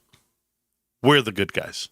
I honestly do not think that GameStop should continue down this course of self-destruction, because they can't even run their core business properly. Do you have any idea how much they're going to fuck up eBay if this goes through? And they're going to make a profit. They're going to make more money. How did they do on GameStop, by the way? GameStop was losing $500 million a year. They now make $500 million. That's $1 billion swing on the profit side. This is embarrassing. Ryan Cohen said with a straight face in that interview with CNBC that he wants to take on Amazon. Yeah. Does anybody believe that a company that can't even tell the difference between an authentic vintage video game and a reproduction, let alone tell the consumer what condition that game is in that they're about to buy, does anybody think that a company like that should be taking on Amazon head on? Yeah. Yeah, I want Amazon. So what's your point? They can't tell the difference between a video game? That's your prerequisite? That's the requirement? That's the benchmark that you're measuring to see if you can take on Amazon? Is that it? Hey, by the way, if you want to take on Kobe Bryant and Michael Jordan, I'm telling you now, you better be able to read a comic book. That's it. I don't care how good you are at basketball, Steph Curry. Don't give a shit if you can shoot it from half court or full court. But if you can't read a comic book, I don't want to hear it. This is the type of shit you're saying, bro. They can't tell the difference between a video game. They build websites. They created e-commerce, and they're the #1 guys for it. They beat Amazon in every category, time and time again. And it's going to happen again. This is pretty much all fugazi. It's fantasy. Now, I want to be very clear here. This dude's the guy. Fugazi. This Fugazi guy. This is the dude in every movie that happens in the Bronx or in New Jersey that gets shot up. He's like the nerdy boyfriend that nobody respects. They're like, get the shit out of here, Poindexter. That's it. Hey, Sebastian, get on the other side. Louis. It's not nice you talk to us this way, booger. In closing, if new developments would come as a result of this, maybe that would convince me that, okay, this is going to be a thing. But let's be realistic. GameStop has already tried selling NFTs. They already tried flipping and creating cryptocurrencies and the like. None of that ever panned out. This, again, is one man's pipe dream that is most likely not going to occur. Again, I could be wrong here. But how could you be wrong? How could you be wrong? You've been right this whole time. How could you be wrong? Judging from what we're seeing develop right now, it is very unlikely that GameStop is going to be able to buy eBay outright, even through a leveraged buyout. So I want to make my opinion known All of the individuals out there that are putting out videos worried about this acquisition, I don't think it's going to happen at present time unless something changes or a new announcement comes out where, hey, now we have another bank that's willing to lend GameStop another $20 million here to make this happen. If that happens, I honestly want to tell you this is going to be very bad for not only GameStop, but also eBay and also anybody who uses eBay right now. So if Why would it be bad for eBay, who owns the stock right now? If people were invested with eBay, why would it be bad for them? Tell me, sir. I'm just asking from one nerd to the other. Why would it be bad for them to sell at 125? Who cares what GameStop does with the company? Apparently, you're going to be you're an apologist for eBay and GameStop investors. Oh, we're all idiots. if you are a buyer or seller on eBay, or maybe you run a business where your core platform that you use is eBay, this deal is not going to be good for you. I want to make that very clear. Okay. Now, I could do a whole other video here talking about how eBay, as well as GameStop, has also made bad business decisions. eBay is a little bit incompetent as well, but not as bad as GameStop. Oh, yeah. So as much as some of you hate eBay right now, I honestly want to tell you, if this acquisition were to go through, eBay would become much worse, in my opinion.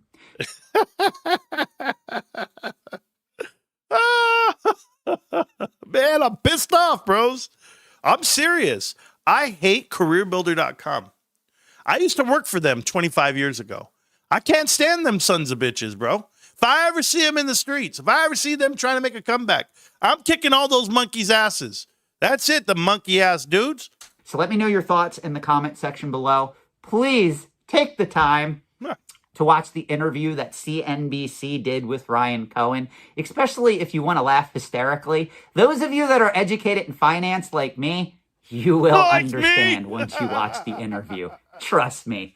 Thanks so much for watching. And if you are subscribed to this channel, I will see you in another upcoming video. Oh, that shit was hilarious. That was hilarious. Oh, man. Not able to. Oh, God. Cruella DeVille. Hold on. Adam's apple. This is the biggest Adam's apple I've ever seen. I'm just telling you now. Hey, you guys thought I was going to go fast in these videos? I'll save this one for the end. Let's see what this one does. Hold on, guys. I'll get through them. eBay and GameStop. Ryan Cohen today on Squawk Box. I guess, as you said, no Mr. Personality Awards for now. No, look, I think that he is doing something that we used to do. We used to see in 1984, actually December 1984, when the late, great Boone Pickens made an offer at Mesa Petroleum for Phillips, of which they're pretty much, Phillips is actually much, much bigger than Mesa. Is this something that, but there were some really good questions by our team, including the idea that maybe does he want to just bring out the possibility of a reverse where GameStop gets bought by eBay. Ryan was not going to say anything other than what was in the documents. I think it's curious that he goes on TV. Maybe he does it to insult. I've done that, kind of what I was known for a while. It wears thin very quickly, especially at home. But I do think that what he's got going there, hey, listen, let's just tell it like it is. I mean, I watched it. Do you want to be belligerent? Fine. I mean, it's fine. I'm sure he just says, look, it's in the documents, and everybody wants to get, so to speak, so we take them. But what he said basically was, okay, listen, I'm going to buy it. We're better than they are. I don't get paid. They get paid too much. They're going to hire big advisors. We're not going to do anything. We're going to get it. The company's really bad. And there I had to stop for a second and say, wait a second. Enough. eBay has done a fabulous job. They've turned it around. Listen to Josh Brown. Josh has loved it for a long time. This is really, this is not an insult dog story. It has actually done a fantastic job. And yes, the stock has moved up because he's been buying the stock lately. But the fact, and we didn't know that, of course, but that's behind some of it. I told people on the show that it acts like it's going to be taken over. But the idea that they are doing a bad job, after all these years of them doing a bad job, was the real insult. eBay is better than it used to be. Okay, maybe that's not enough. I mean, Amazon's better than it used to be. But I just really didn't like the coloration of the idea that eBay has done a poor job. He did not say that. Jim Cramer. Ryan Cohen said they're a great company. They've done a great job. They're durable, all the above. What he said was they could be doing better. And with him, they would be bigger and better than ever. I don't see what the problem is. If I were coming through and I say, you know what? Yep, we can get Tom Brady at quarterback. Yeah, I think we could win a Super Bowl with Tom Brady at quarterback. Matter of fact, get out the damn way, give it to Tom. The Buccaneers did it. Right here we are. We're ready to take over the pirate ship, and you are still thinking old school Wall Street because you're paid to do it. You're a scumbag and a half. I'm not sure. Is David with us? Yes, I'm here. Well, David, you know, I'm here. This could be, yes, it could be Mesa Petroleum trying to buy Phillips. It could be Mesa Petroleum trying to buy Phillips. Performing at the time. But I would point out that it's not like eBay is one of these incredibly self-destructive companies where they've lined their own pockets and done a bad job. They've all lined their own pockets. C-Suite makes over $200 million a year. Lining their own pockets. We can cut $200 million right out of it right now. Marketing spend, all the spend they do. 11,500 employees to do what? Run a website? Get the... Bro, here. Send me an email about the email that you just sent, and then send me an email to follow up on that email that I just sent about the email that you just sent about the follow-up that you just sent. Don't worry. CC me on all of it. I want to see it too. Actually did do that for a long time, but they have done a good job lately. The quarter over quarter have all been good.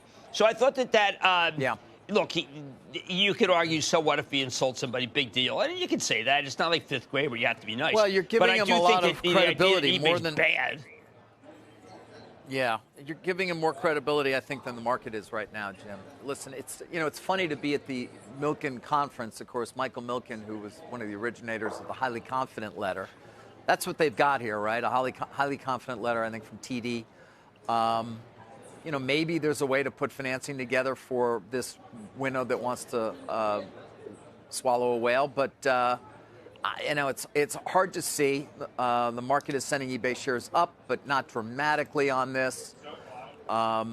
It's interesting listening to Mr. Cohen talk about what he sees as the potential efficiencies and a new strategy in terms of how they would sort of pursue it with a brick and mortar presence. But ultimately, this would come down to their ability to actually finance a potential offer. eBay, as you might expect, has hired his advisors, as he said. See, this is the way they all think. They all think in a way that's not outside the box. I told you guys this for weeks, for months. I started telling you that in an indirect way. I hope you guys really hear me on this stuff. What I told you guys here on this channel just 3 weeks ago, 2 months ago, when we were talking about Ryan Cohen.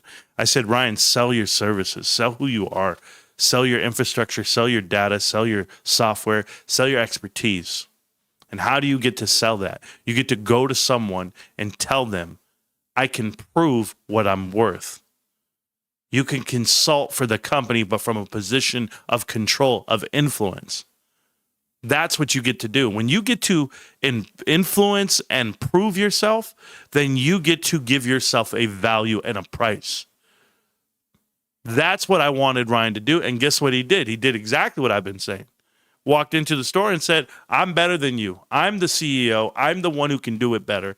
Give it to me. I only know this plan and this leverage position because I work in the presence of some of the greatest consultants I've ever been surrounded by. They have thought processes like this. They're not people persons. They're not made to be around people, but they're made to grow, consult, and plan. And I've seen it from all angles, and I'm just like, damn, dude, I get surprised because the growth of me happens even on this show. I have growth. I hear things a different way. So when I see things happen, I say, wait a minute, I get it now. I get the worth of it. I get why people third-party things or why they outsource things.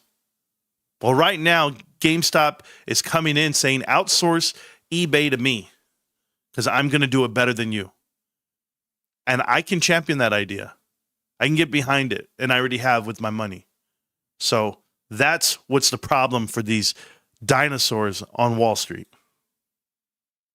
I believe it's, Goldman Sachs and Skadden Arps are on the case, right? Great. Go call them, find out what they think. But I don't know that this goes anywhere, Jim, beyond an interesting interview this morning. That's good to know. It's good to know that he doesn't know where it's going to go. I want to tell you guys that GameStop is already up $900 million to the positive for the quarter because of this investment. So whether it be unrealized gains or gains, and however you want to show that on the sheet, I'll find out for you guys. I'll get the info that I need to get out of that. But for whatever it is worth, Ryan Cohen made a great investment here. And they have a way to play this. And either way, GameStop wins. So these guys can all be in disbelief. But if Ryan were to do this every year, whether it be a fake out or not, then what would happen? They would make $1 billion in profit plus every year. That right there would give GameStop value that no one can deny. Let's go see this stupid ass video. I haven't seen it. Why are people offering $14,000 for these old socks on eBay? It's because of this man selling it. GameStop CEO Ryan Cohen, aka the Meme King. He's also trying to buy eBay and have it become, quote, a legit competitor to Amazon. Cohen says he's selling old socks, mugs, and trading cards to fund a corporate acquisition of eBay for $55.5 billion, an unsolicited offer that had analysts scratching their heads because eBay is worth 4 times more than GameStop. See, that's a lie. That's a lie right there. That's just, whatever analyst is giving this info is so mathematically wrong. They're not worth 4 times what GameStop is. We've already established that. You can't look at numbers in a raw position. Secondly, this is a CNN reporter. This same video has been posted on about 7 different channels that I've already seen. This video here, this exact one. I haven't seen it. I've seen the thumbnail for 7 different videos. I'm telling you now. But this is kind of Ryan Cohen's thing. He has a reputation for bold and wacky business moves that many times have paid off, notably after the 2021 meme stock frenzy around GameStop. But this latest one has a math issue. Even with GameStop's own stock and cash and potential additional financing, he'd still need to find around $16 billion. And that amount would be hard to earn from selling old stuff on eBay. Cohen was pressed about it on CNBC. I'm just trying to understand where the rest of the money would come from. It's half cash, half stock. I hear you. I'm just saying that math doesn't get you to the price that you're offering. While the market as well as social media have shown some skepticism, Cohen's track record shows you can't necessarily count him out. GameStop appeared to be on the brink of death 5 years ago. But it's not only survived, it's profitable, and its stock has gone up since this time last year. As for those socks, Cohen says his eBay account was briefly suspended, but as of Thursday morning, it was back online. CNN has reached out to eBay and GameStop for comment. Why are people offering $14,000 for these old socks on eBay? It's because of this man selling it. If I search Ryan Cohen eBay, this is what I'm talking about. Look at how many times you see this video from her on everything. It's on every channel. That's what I mean when I say it's everywhere. The same videos are being recycled through numerous channels over and over. Again, right here, 11,000 views. Up here, 11,000 views, 1,000 views. All of it. Show more. If I go down and I show more, man, there was so much more when I went in earlier. There was just video after video after video. There it is again, right here. Why it's there. As I scroll down, I see our videos. I see my video. Oh, is that a Carter video? Man, I thought those were Carter videos. Data Zero. This is huge. Ryan explains why eBay is better than Etsy. Thanks, Data Zero. Are you a GameStop fan again, Data Zero? Out of nowhere? Did I miss it? Oh, here she is again. I'm just telling you, they're promoting. You know how like I'm shadow banned and like they don't put me out to anybody? They're promoting the same shit every time. All the misinformation you'll ever want to see is here on YouTube. It's crazy, man. It's absolutely crazy. But they'll keep doing it, and they'll keep saying it, and they'll keep making him look like he doesn't know what he's talking about. He's an idiot, and we know that he's far from that. And they all say, how? How is he going to do this takeover? Yeah, well, dude, did you see that GameStop offered to buy? I just want to be clear. Like, The GameStop offer to buy eBay is so patently insane. They offered to buy eBay for like $55 billion, okay? $56 billion. They offered to do that with $56 billion in cash and stock. They do not have that much cash. In fact, the total value of all of GameStop, which is already way more than it should be, is a little over 10.5 billion US dollars. You hear what you see? Do you hear it all, guys? They shouldn't even be worth that. They're 10.5 billion. They shouldn't even be worth that. Well, then tell me, what is 9 billion plus earnings of 500 million a year? What is that worth? This guy seems like he knows a lot about the stock market.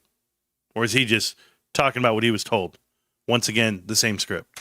Okay, honestly, the company's probably worth like maybe 1 billion? The company's probably worth like 1 trillion. Because if it was 1 billion, where the fuck will we put the other 8? Of the cash, not even of the earnings. But like, okay. And so you might be asking, how do you pay 55 billion or 56 billion for something if you only have 10? And that's assuming you were to like literally spend and use every share of stock on the planet to trade in. The answer is you can't. If you only have $1,000 in your checking account, you cannot go and spend $100,000 on your debit card and expect it to work. Like, it just doesn't work. Oh, but you'll have a credit card. A credit card will work. A line of credit will work. Cash somewhere from some investors like grandma who wanted to give you some cash, that'll work. Loan, well, so they went to, I believe it was TD Ameritrade, and they talked to them about getting TD Securities, but yes. $20 billion in loans. That is less than 56 billion. And why isn't anybody calling out TD again? TD, you assholes, you dumbasses. Why are you guys giving GameStop 20 billion? This guy got it all figured out. And so their CEO was interviewed and asked, like, how are you going to do this? And he said, well, we'll issue more stock. Again, it doesn't take a genius to figure out that that doesn't magically fix things. Like, you can issue stock, but that dilutes the pie. If you have a pie and you cut it into more slices, which is all issuing shares is, additional shares, the size of the pie stays the same, you know? So if you double the amount of outstanding shares, each share becomes worth half of what it was. This guy's entire plan, in my humble opinion, this is the CEO of GameStop, like ultimate meme stock owner holder. I think his entire strategy was to do this, offer to buy eBay, hope that the meme guys, the meme traders get super excited and buy up GameStop stock and skyrocket the value of it so that they then are worth enough. That's not what it was. We already have money. We've already been buying it for 5.5 years. It doesn't matter where the price goes. They shoot it down. We'll buy it anywhere. That's not the problem here. There is no problem here. To actually buy it. But there was no strategy here. The big deal news of the day and the rationale behind wanting to go ahead and try to do this. eBay has the second largest commerce franchise, and there's a big opportunity to do something much larger and pull costs out of the system, as well as accelerate revenue growth and leveraging our physical infrastructure, our focus on collectibles, can be a much larger business. But bringing... I've listened to this guy talk already for like 30 seconds. I would not trust him to buy a used car from him. Like, he's giving me so many red flags of like, not only is there no plan behind this, but it's just like manipulative, like you're too stupid to understand it, when there actually is no plan. Like, it's literally, we're going to offer 20% premium on eBay's shares. Goal is to compete with Amazon. Again, this is GameStop that's saying this. So, how's this aging? Like milk? I just let this guy talk, bros. I want you guys to see all the nonsense the world is saying. This is hilarious. How wrong could this be? Extremely wrong. They don't have $56 billion. They got a non-confirmed loan offer from TD to get 20 billion. They're still off by tens upon tens of billions of dollars. And an entrepreneurial mindset is what I plan on doing into eBay and building something much larger. Okay, so you've built up a stake in this company already. You've had conversations with the company. You've tried. I mean, where'd they get the $2 billion to build up the stake? What's happened here? No. They offered this unsolicited out of nowhere. And you can see GameStop shareholders like, what the hell are you doing? We're just starting. You're just Why? Because the price is down? You think that's what that means? And GameStop investors are like, what the hell are you doing? This guy knows nothing about finance or investing, yet he's out here talking about it. Good job there, Luke Stevens, by the way. Luke Stevens. just starting. And one of the questions I had was, why not try to initiate conversations outside of the public sphere before putting this into a, I don't know if we're putting it in the context of hostile necessarily, but unsolicited, if you will. For obvious reasons. eBay is a public company. There's all kinds of perverse financial incentives from the board to the management team. So there's only one way to approach something like this. When you don't have a plan and nobody will take you seriously, just send it out and that's it. Because if you went to the board and said this to eBay's board of directors, they'd be like, bro, you don't have money. Like, what are you talking about? Like, what? This is uneducated finance right here. I hope people don't watch this guy for finance. I hope. What are you actually talking about? This is insane. It's like if I offered to buy eBay for $125 a share for a grand total of $56 billion. And they were like, where's the money, Luke? I'm like, what? What? Where's the money? You need money in order to buy. So you offered us $56 billion. Do you have $56 billion? No. But I talked to somebody who said they would give me a credit card. Your move. Dude, Luke, give it up, Luke. Give it up. I don't have the energy to even fight this. That's what I'm talking about, guys. Rage baiting. You know what's the wildest part? All of these people are making videos about this transaction, and none of them said shit about Paramount and Warner Brothers and bullshit. Those guys don't make any profits. They have zero cash, and their leverage is $100 billion. The opposite. One was worth $10 billion, and he's trying to buy a $100 billion company. Nobody said shit. Nobody did these videos. But here, it's everywhere. Is the credit card going to have a balance able to pay $56 billion? No, not quite. But I can offer you shares. I can create shares. And I will tell you they are worth $56 billion. Your move. Like, that's literally the extent of the savagery of this move. It is outrageous. It is like clown level. It's ridiculous. These are the same type of people that tell you, you should buy AMC, it's going to rip. You should buy Finger. You should buy Tupperware. You should buy Bed Bath & Beyond. These are all the same type of guys. They're all armchair experts. These are experts, guys. Actually ridiculous. And he sits on this for like 15 minutes and they keep talking to him, trying to find some explanation of how this works. And he just doesn't have an explanation because there is no explanation. It's literally, they made an offer and they're just hoping somehow the magic numbers work. And just so we're clear, guys, if you missed the part, Ryan is extremely intelligent. They just don't know finance. And they don't know how to comprehend this. This is why they shouldn't be on TV shows. He went on TV and embarrassed everybody. Everybody. Because they couldn't figure out what he's proposing. He literally said it. They don't know how to do it. This jackass is just echoing what everyone else was saying. Why are they all having a script and something to say? Why do they all make videos? And this is like the problem with meme stocks is that it's not, the companies aren't being valued on what they're actually worth. They're being valued on the meme. And so it's like... Okay, so what's it worth? I'd love to have the debates with these people, but they'll never talk to me. What is GameStop worth? If it has $9 billion cash, what is it worth? If it has $1.5 billion in assets, what is it worth? If it makes $500 million cash, money, free cash flow, literally $500 million a year, what is it worth? Do you know how to get value on Wall Street? Do you know what that means? Because if this damn company's not worth anything, then what the hell are the rest of the S&P 500 worth? Because I got about 50 companies worth of damn and about 450 holding on for their dear life. GameStop makes more money than most. They have more cash than most.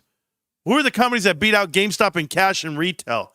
CVS, Costco, and Walmart, and Amazon? That's it? 4 companies in the whole wide world beat GameStop in cash? No one else? GameStop kicks the shit out of Home Depot, out of Target, just walking in, bullying bitches. You're over here talking out of your ass. You know what? I wish all these guys could see themselves in the mirror. It's ignorance. It's just sheer ignorance, not being educated on markets, on value, on GameStop. Like, it doesn't actually mean anything at this point. So he's like, well, if we just hype people up for one reason or another, they'll buy our stock and inflate the price, and then we can do this. It just doesn't work. I don't know all the details of your compensation package. Maybe you can clear it up for us. If you get to a larger market cap by taking 2 smaller market cap companies and merging them together, or swallowing a much bigger market cap company, does that count? Because those shareholders wouldn't necessarily see the same gains that they would if you just grew market cap by, growing operating earnings. So are you having that same story with, I don't know, every other company that's buying companies? They all do it. eBay does it. eBay has a whole bunch with the equity method of investing. They buy portions of a company, controlling stake, by the way, 20%, and they get a portion of their earnings to the percentage, the ratio of what they own in it. Did you not read the 10Qs and the 10Ks? Did you not understand that? It's there. It's written in fine print. There's a lot of shit going on out here to try to compensate for the margins and the profits that people are not making. But to tell me that they have to do organic growth for you to get earnings and that would be more beneficial for investors, oh, I'm sorry. Isn't Ryan Cohen the largest investor in this damn company? Didn't he buy the most shares? If you're talking about aligning with shareholders, he's talking to himself. Before I ever get to bitch and moan about what GameStop does, go look at the dude who has 39 million shares. There's not a CEO, there's not a chairman of the board, no one at eBay that holds even a 1% of what Ryan owns. Hell, Ryan owns more of their company than they do.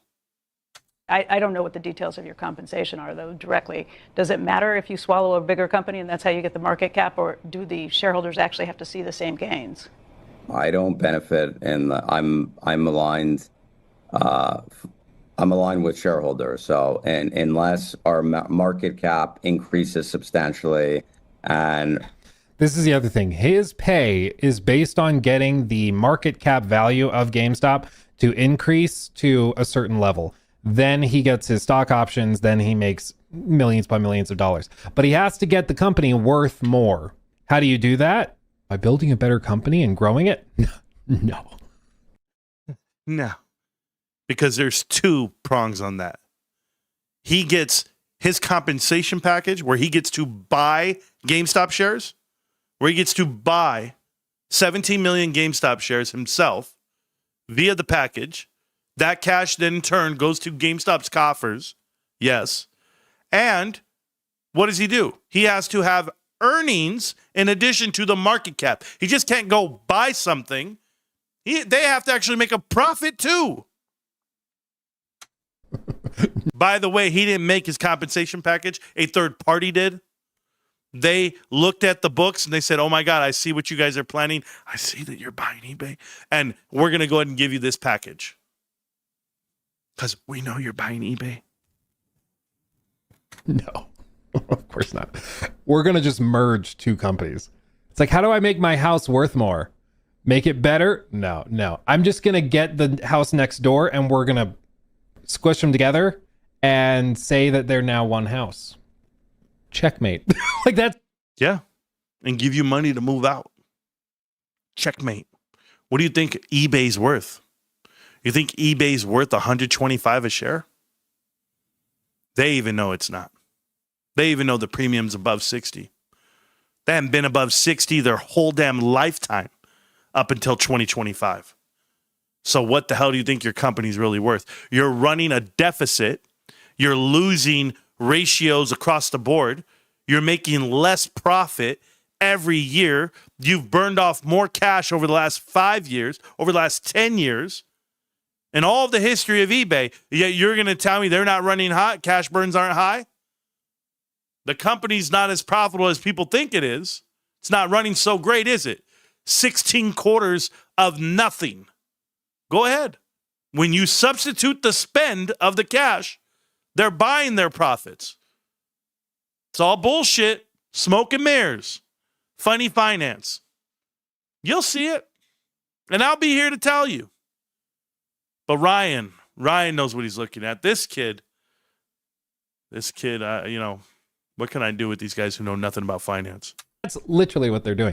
If this does not scream like, not just, I don't even know what the word is. It's like insulting the intelligence of everybody involved to think that people can't see what's happening.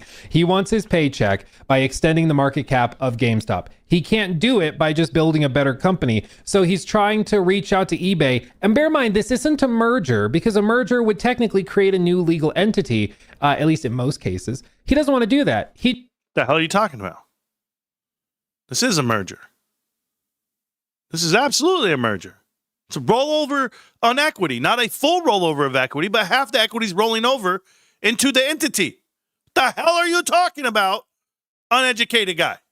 He just wants to get eBay's $50 billion added to the $11 billion, and then he can be like, see, I rose GameStop's worth from $11 billion to $61 billion. I'm a great CEO, when technically nothing happened.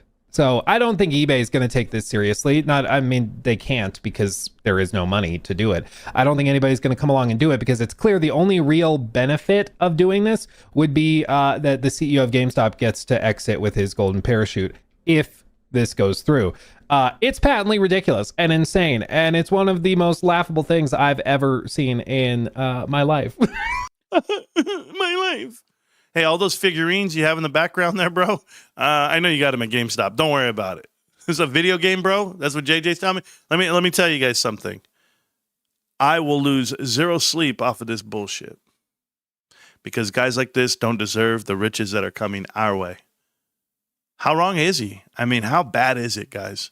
How ignorant do you have to be? Acquire eBay. And he went on Squawk Box and had a very awkward interview that I was even saying at the time, dude, it would have been better just to not go on with them in the first place.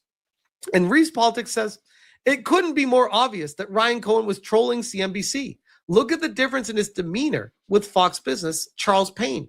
And they had a full-on conversation that went on for a good 12 minutes almost. This is the full, I'm not going to cover it in this video here, but this is their full conversation here. 50% is paid out in cash, which is $28 billion.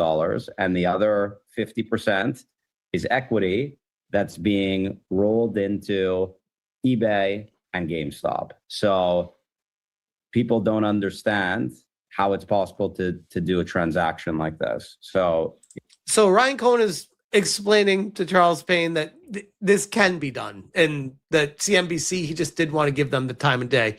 And it was kind of funny, because what came out of this was, Business Insider says, the meme king is turning to eBay listens into takeover theater. And he posted on X today, I'm selling stuff on eBay to pay for eBay, and linked his own eBay account that you can go through and bid on. These are from Ryan_5050. 50-50. 50% cash, 50% stock. We get it. Today's bro. number, 1 million. That's how many bees escaped a beekeeper's truck after it crashed on the interstate highway in Knoxville, Tennessee last week. According to transportation officials, local traffic was already congested. Why is he giving us an update on America when he's not from here? So this one will really sting. Professor G. Welcome to Prof G Markets. I'm Ed Elson, kicking off with a terrible joke to start the week. It is May 5th. Let's check in on yesterday's market vitals. The major indices all fell as tensions continued to escalate in the Strait of Hormuz. The US and Iran exchanged fire as the US escorted 2 ships through the strait. That news sent Brent crude sharply higher, and the yield on 10-year treasuries climbed on the prospect of higher for longer energy prices. Meanwhile, logistics companies fell after Amazon announced it was launching its own supply chain services. FedEx fell 9%, while UPS dropped 10%. Okay, hurry up. What else is happening? GameStop has offered to acquire eBay, a company 4 times its size, for $56 billion. Lie number 1. Go for it. CEO Ryan Cohen says the goal is to build a real competitor to Amazon. But the big question is, how does GameStop plan to pay for this? The company has around $9 billion in cash and claims TD Bank will provide $20 billion in debt financing. Cohen says the rest of the money will come from GameStop stock, despite the fact that the company is worth less than $11 billion. GameStop fell 10% on the news, while eBay gained 5%. So a lot of questions here. It is striking that GameStop is deciding to buy eBay, and it is more striking how much larger eBay is as a company. So here to discuss this acquisition, we are speaking with our friend Rohan Gwami, business reporter at Semaphore. Rohan, great to have you on the show. Bro, these guys don't spare any expense to do this type of bullshit. This guy, 51,000 subscribers, by the way. This is the channel that decides to go and do this bullshit. Don't worry, we're going to watch. Great to be back. GameStop wants to buy eBay. It's 4 times the size. Just take us through how this can make sense, because it's something that's kind of confusing when we think about corporate M&A. How does this actually work? Yeah, so GameStop has an enterprise value that's the market cap plus debt of around $14 billion. And eBay's, as you said, is around $55 billion. It's a much bigger company. And so there are 2 ways that Ryan Cohen, who of course is the chairman of GameStop, the CEO of GameStop, and also GameStop's largest shareholder, there are a few ways that he's proposing to do this, right? So half of that deal, he says, I just want to make it clear, he's also eBay's largest shareholder. Well, individual shareholder. There you go. Pointed out, would come from about $9.5 billion of GameStop's cash on hand, another $20 billion in what financiers call highly confident financing. That's TD Bank, his bankers haven't actually raised the money, but they feel, quote unquote, highly confident that they can raise that money. And there is like a beautiful poeticism to this deal happening right now. Several of my colleagues, including my co-host and colleague Liz Hoffman, are in Los Angeles at the Milken Conference, sort of like the pioneering. Shocker. Everyone's at the Milken Institute right now for this weekly conference. Corporate raider who in many ways pioneered this highly confident letter. So there's $9.5 billion of his cash, $20 billion of his stock. That brings us to around $30 billion. And the remaining $20 billion that he proposes would come from a massive dilution. He avoided using that word in his frankly disastrous CNBC interview this morning, but a dilution of existing GameStop shareholders. They would issue new shares that would then be handed over to eBay's existing shareholders. And that is how Ryan Cohen proposes to pay for this deal to take over a company that is, as you said, 4 times the size of GameStop. Hold on. Did I hear that right? Hold on. Watch. I want to hear something. Hold on, guys. There's something I want to see. GameStop has offered to acquire eBay, a company 4 times its size, for $56 billion. CEO Ryan Cohen says the goal is to build a real competitor to Amazon. But the big question is, how does GameStop plan to pay for this? The company has around $9 billion in cash. And when did he say he wants to be a competitor to Amazon? Did he say that during CNBC? Because I don't think, did he? You guys got to let me know. I thought he said that only during Charles Payne and the other guys. But you guys let me know. Claims TD Bank will provide $20 billion in debt financing. Cohen says the rest of the money will come from GameStop stock, despite the fact that the company is worth less than $11 billion. GameStop fell 10% on the news, while eBay gained 5%. So a lot of questions here. It is striking that GameStop is deciding to buy eBay, and it is more striking how much larger eBay is as a company. So here to discuss this acquisition, we are speaking with... Let me know. I'm just trying to understand where the rest of the money... to call himself the dumb money, and he says that they would issue new shares that would then be handed over to eBay's existing shareholders, and that is how Ryan Cohen proposes to pay for this deal to take over a company that is, as you said, 4 times the size of GameStop. There are a lot of problems there. We can sort of unpack all of them. The thing I would just highlight for you out the gate, Ed, is that this is not business as usual for Ryan Cohen. Ryan Cohen is used to dealing with retail investors who are obsessed with him, who live and die by his every word. He's used to moving stocks 10 or 15% up, just posting a little meme image of him leaning forward in a gaming chair. That's what he's used to. And frankly, he didn't post that, you dumbass. He's dealing with in the big leagues right now. And I know he likes to call himself the dumb money, and he says that the smart money is out to get him. But the fact of the matter is... He didn't do that either. That was Blackstone's son, Schwartzman, whatever the hell his name was. Teddy Schwartzman said that. He made a movie about it. Ryan didn't say anything. He needs the smart money here. They're the guys who actually own eBay. And a lot of them went into this weekend. You saw... The same guys who own eBay own GameStop. eBay's top shareholders are the same top shareholders at GameStop. So he doesn't need anything. He already has it. How the stock moved on Friday when rumors first broke of this deal. The stock moved up 10, 15%. Investors said, whoa, okay, there's a real chance that this guy can pull this off. The second this guy started talking on CNBC today, the stock went from 10% up, 9% up, 8% up, 6% up, 5% up. Investors just don't believe what he has to say. And that's going to be his real problem here, not paying for it or dealing with the structure. Okay, so you mentioned his disastrous appearance on CNBC. We have a clip of that. Let's watch that, and then let's get your reaction. Arguably, if you're providing effectively all of your stock, and then the cash that gets you to 20, you have this letter from TD. That's another 20. We're now at 40, but we're still off by, call it 16. And the 20, as far as I understand, while it's considered a highly confident letter, meaning TD saying they're highly confident that they would provide the financing, it's not locked financing. Yeah, we'll see what happens. Love it. I hear you. I understand that. I'm just trying to understand where the rest of the money would come from. It's half cash, half stock. I hear you. I'm just saying that math doesn't get you to the price that you're offering. Ryan, that's a pretty straightforward question. I don't get it. See, he was about to answer. Where's the rest of the money coming from? But she cut him off. Andrew laid it out pretty clearly. I don't understand your question. We're offering half cash, half stock, and we have the ability to Thank you. issue stock in order to get the deal done. Perfect. It's perfect. I mean, there's so much to unpack in this. You guys, I'm going to tell you something, okay? That interview and that way, that wording and that verbiage and everything you saw on that is going to live forever. That is a forever moment. Ryan Cohen, this will be talked about in the day he dies. And they're like, bro, remember when he went out there and just told him half stock, half cash, half stock? That's a forever clip, guys.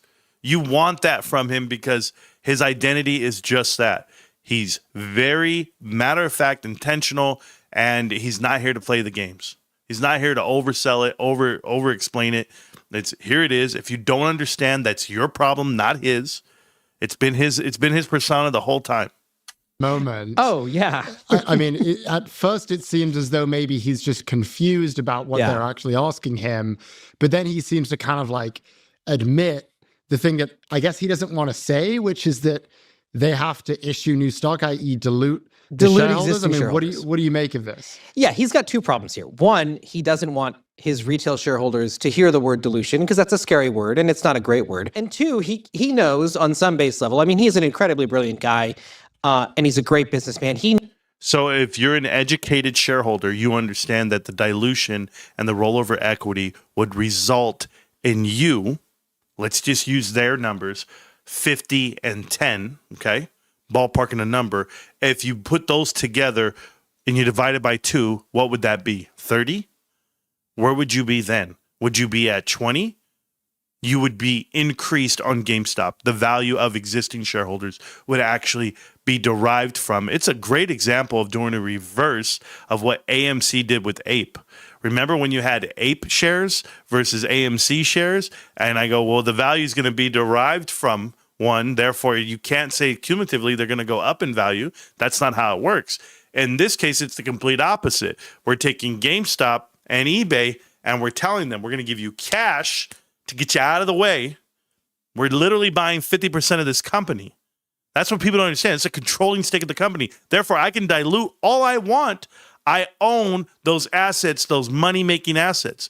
Let my earnings speak for me. Let my PE speak for me. And if Wall Street wants to short it and knock it down to nothing, great.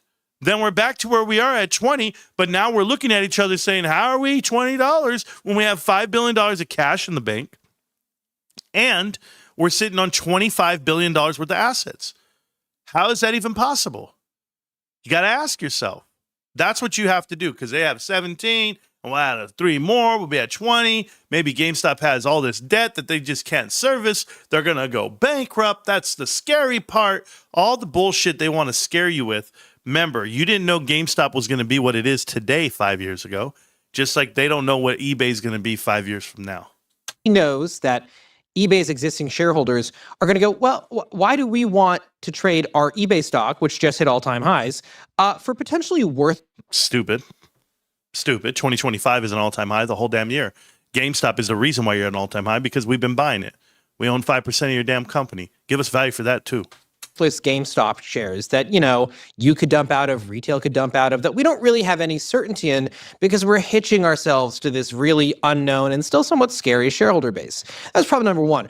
Problem number two is, look, Andrew's a former colleague. He's one of the best interviewers of all time. Generally, when you have the opportunity former colleague to make your case to the market, and you're given 25 minutes on CNBC to talk about your long shot case, your response isn't, well, I don't know. And this wasn't in the clip, but... You think we're looking at the market? The finance is already done. We made the offer. What else are we trying to prove? Whom are we trying to influence to invest with us? We already have $20 billion earmarked on a highly confident letter. And you know what I know about things? I don't want to tell everybody all the secrets of the world, but I know this. If I'm telling you 20, I really have 30. That's what I'm telling you. Call the bluff. I'm here. Look at our website, and you're preying on our downfall. But I think that's part. Look, I spent a lot of this morning and this afternoon talking to advisors on both sides of the aisle here, whether that's the GameStop side or the eBay side. I talked to folks who've known Ryan for a long time. I talked to institutional shareholders, trying to get a sense of what the market thinks. And there was a perception, a very real perception, reaffirmed by this CNBC interview, that Ryan is a little bitter about the way that CNBC and the legacy press treated him in the 2021-2022 run-up, where GameStop was on top of the world, where it was the meme stop frenzy, and where he felt fairly unfairly, like Andrew Ross Sorkin and folks at CNBC had a target on his back and were kind of out to get him. And you could see that shine through in the passive-aggressive nature of the interview. Passive-aggressive nature? On whom? On the 4 individuals that were saying, therefore you know how to cut a business, you know how to grow a business. Attacking everything he does. They made the fucking documentary called The Meme King. He didn't. When you're being attacked on the daily, you feel a certain way. It's okay to feel that way. It's okay to have it ingrained in you. But it doesn't make you wrong. It just makes bitches like you. These guys are private equity. Right here. This is the problem. This is the problem with finance, guys. This is the problem with America. Guys like this. They want you to play their game. They want you to wear their sheer sucker jackets or whatever the hell they're called. They want you to go to Mar-a-Lago. They want you to play on the yachts. They want you to go golfing and tennis and pickleball if you're up to date. They want you to do the things they do. That's not my hobby. That's not my fuck. That's not what I give.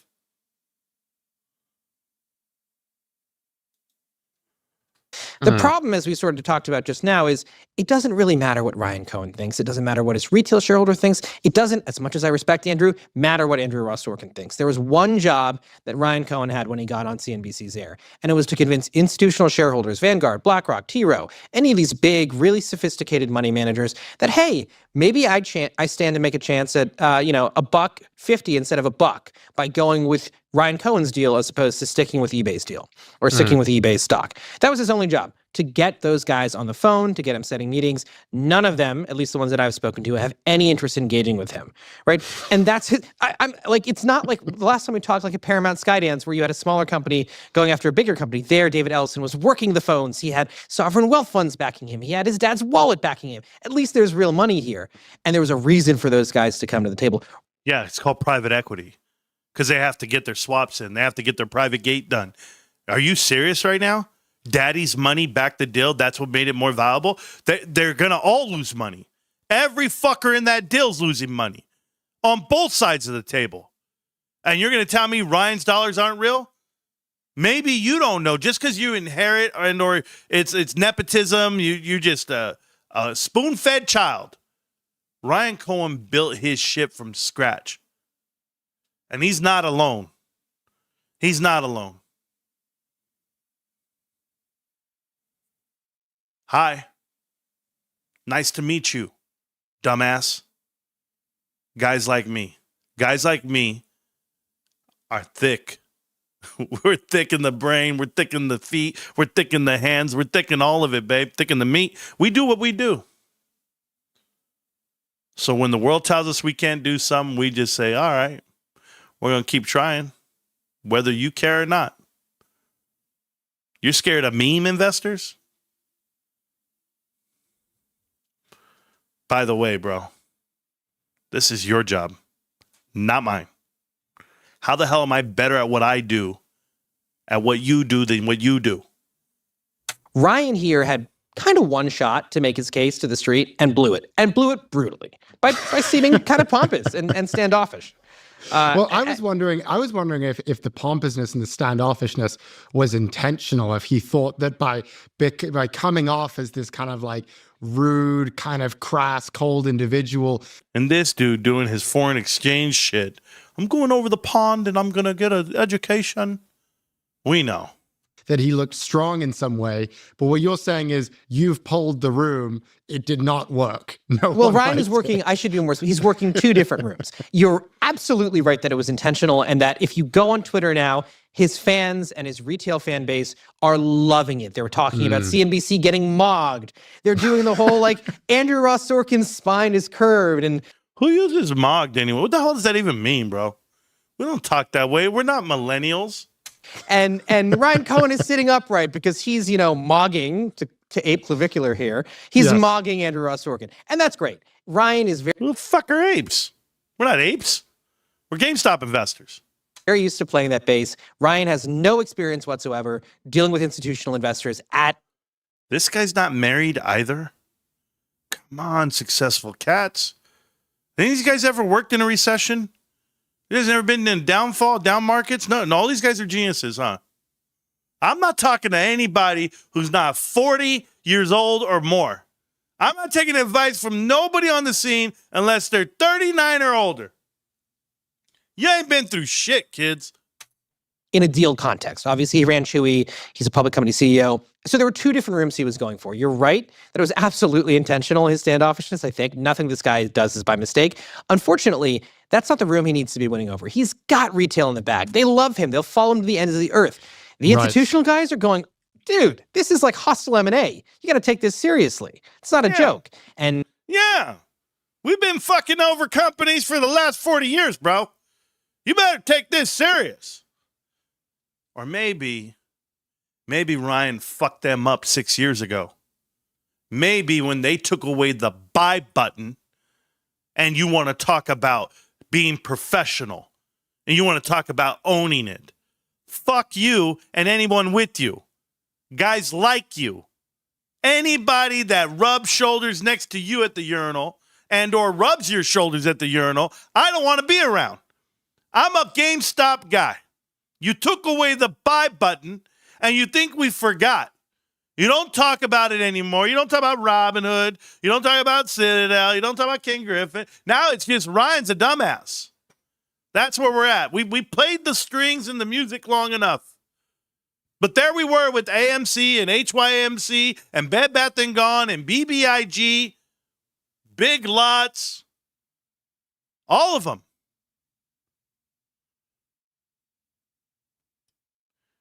You're never going to beat us. We're too educated. We're too informed. By men that are revered. Men that are feared. Men that they call everybody out on. They try, go attack that guy. He doesn't know what he's doing. He doesn't know, he's terrible. Do it myself. Just do my own shit, bro. Call me Paul Revere. Hey, the bitches are coming. I mean, the British are coming. The bitches are coming. They're all coming. Pause. And he failed to win any of those guys over. Not a single one. So we always love getting a prediction from you. Do you think this goes through? No. It's not even like 50-50. No. Unless Ryan, A, gets some sort of really durable financing. And I know the Journal in their report talked about some sovereign wealth funds getting involved. And to be clear, I've heard nothing about that. But every bit of reporting that I've done on the sovereigns the last few weeks, obviously given the conflict in the Middle East, suggests they're not interested in cutting really big checks and sort of... Really big chicks? Don't worry, we don't like the fatties. No, some people do. Hey, let me ask you something, bro. Okay, now that you just had this fluid and slip that you do, you think GameStop and Ryan Cohen don't have sovereign money? Is that the goal? Hey man, it's a go. If they got that Abu Dhabi money, if they got that sovereign money from the UAE, that's where it's at. If they got the damn, I don't know. I'm not hanging out in Dubai, but Ryan's got Sultans texting him from Qatar, bro, from Qatar. You bitches don't even know. You don't even know where it's coming from. Of getting involved in another messy bit of M&A. So unless he firms up his financing, unless the sovereigns come in, and unless he manages to sort of get in a time machine and undo the damage he did to himself this morning, no, there's no chance in hell. I would actually bet, if I was allowed to bet, and you were allowed to take the other side of that bet, Ed, that by Wednesday, not even by Friday, by Wednesday, eBay's board will have said, thanks, no thanks. And Ryan will sell his shares at a handsome profit and walk away. Hey, the handsome profit would be 900 million, just so people are aware. And the next part is, you lost that bet, bitch. You lost that bet. Don't start with me. Holy shit. Bro, that's your man card? Taken. Got a little dick, homie. Little D energy. I know it. Welcome to Big Business This Week. I'm Justine Miller on the New York Stock Exchange. Guys, calm down. Calm down, okay? This woman, is she there? Is she there at the stock exchange, or is this a blue screen? I don't know. Do I need a green screen? Hold on. Floor. From a surprise takeover bid involving GameStop and eBay to a possible resurgence at Intel and major shifts in the airline industry, we are covering it all this week, and there is a lot to get to. Joining us now to break it all down is Christopher Azara, news director at Fast Company. Thank you so much for being here, Christopher. Thank you for having me. Yeah, there is so much to talk about this week. Let's start with one of the most unexpected stories, right? So much going on. Reports that GameStop may be eyeing a bid for eBay. We all saw that semi-chaotic, let's say, interview. How serious is this potential deal, and what would it signal about GameStop's long-term strategy? How serious it is, I think that... Is this dude rocking meta glasses, bro? You know, creepy fucking dudes in this world walk around with meta. And then this is the thing. Marantz, meta glasses. They don't zoom in. What the fuck? Who's trying to... Excuse me, Sonny. Look at this dude right here, man. Swear to God. This is what Stacks looks like if he had a bald head. Wait, does he? I don't remember. You'd really have to ask Ryan Cohen that question, the CEO. There are people on both sides. He has a lot of super fans who are on board with this and believe that this is a real thing. Then the naysayers will say, well, you know, the math just doesn't add up. I mean, if you start to, he was on CNBC actually and asked about this very question and didn't have a really good answer for how he would come up with the money to pay for eBay. Mm-hmm. And so there's a part of it. There's a question about like, is it a ploy for attention? He's really good at getting attention with GameStop. They were famously have been a meme stock now for many years. So there, I think you could look at it from both sides. Perhaps let's just say they do think it's a realistic bid. The one thing I found really interesting about it, which I'm not saying I think it's a great idea or anything, but the fact that GameStop has all these physical retail stores, which is one thing they mention in their bid. I think they have about 1,600 stores left. The idea that like eBay could somehow use these stores to sell collectibles and areas where they sort of sell shared merchandise, I think it's intriguing. I don't think it's going to happen necessarily for that reason. Ryan also mentioned cost cutting as being a big part of why they would do a deal like this. But the retail part of it was interesting to me, and I think that, like, at least from that standpoint, it kind of made me look at it and go, could this actually work? Who knows? Right. Will it actually happen? Who knows? But it is interesting to think about, as you mentioned, especially because he was also talking about Amazon and comparing them to Amazon as well, and potential for competition. All right, guys. It's that time of the night where I got to go get ready, take the wife out. I just want to thank you guys for hanging out with me and watch more of the bullshit. Don't think for 1 second. We got some really weird stuff that I'm not done with all the bullshit. I'll make more videos this weekend, or I'm going to go live at some point and watch more of these naysayers. I'll tell you why, guys. Because I do the one thing that most people don't do, is I keep receipts. I never forget. And I know who talks shit. And to give you a good case in point, I know people who have changed their tune, who have gotten right with God, who've come out and say they support GameStop and this is what they do, but I'll never forget the disrespect they've ever done on this platform. We're the original GameStop investors. We're the original YouTube channel for all things GameStop. That's who we are. That's who we've been every day for the last 5 years. So miss me with the victory laps and the kumbaya and the Hakuna Matata shit now. Because they're not built for this. They never were. And I'll still tell you till the day I drop. It's GameStop and nothing else. It's GameStop. Can't stop, won't stop. GameStop. You know where to find me, millionaires. I'm on the other side of the rainbow. Peace.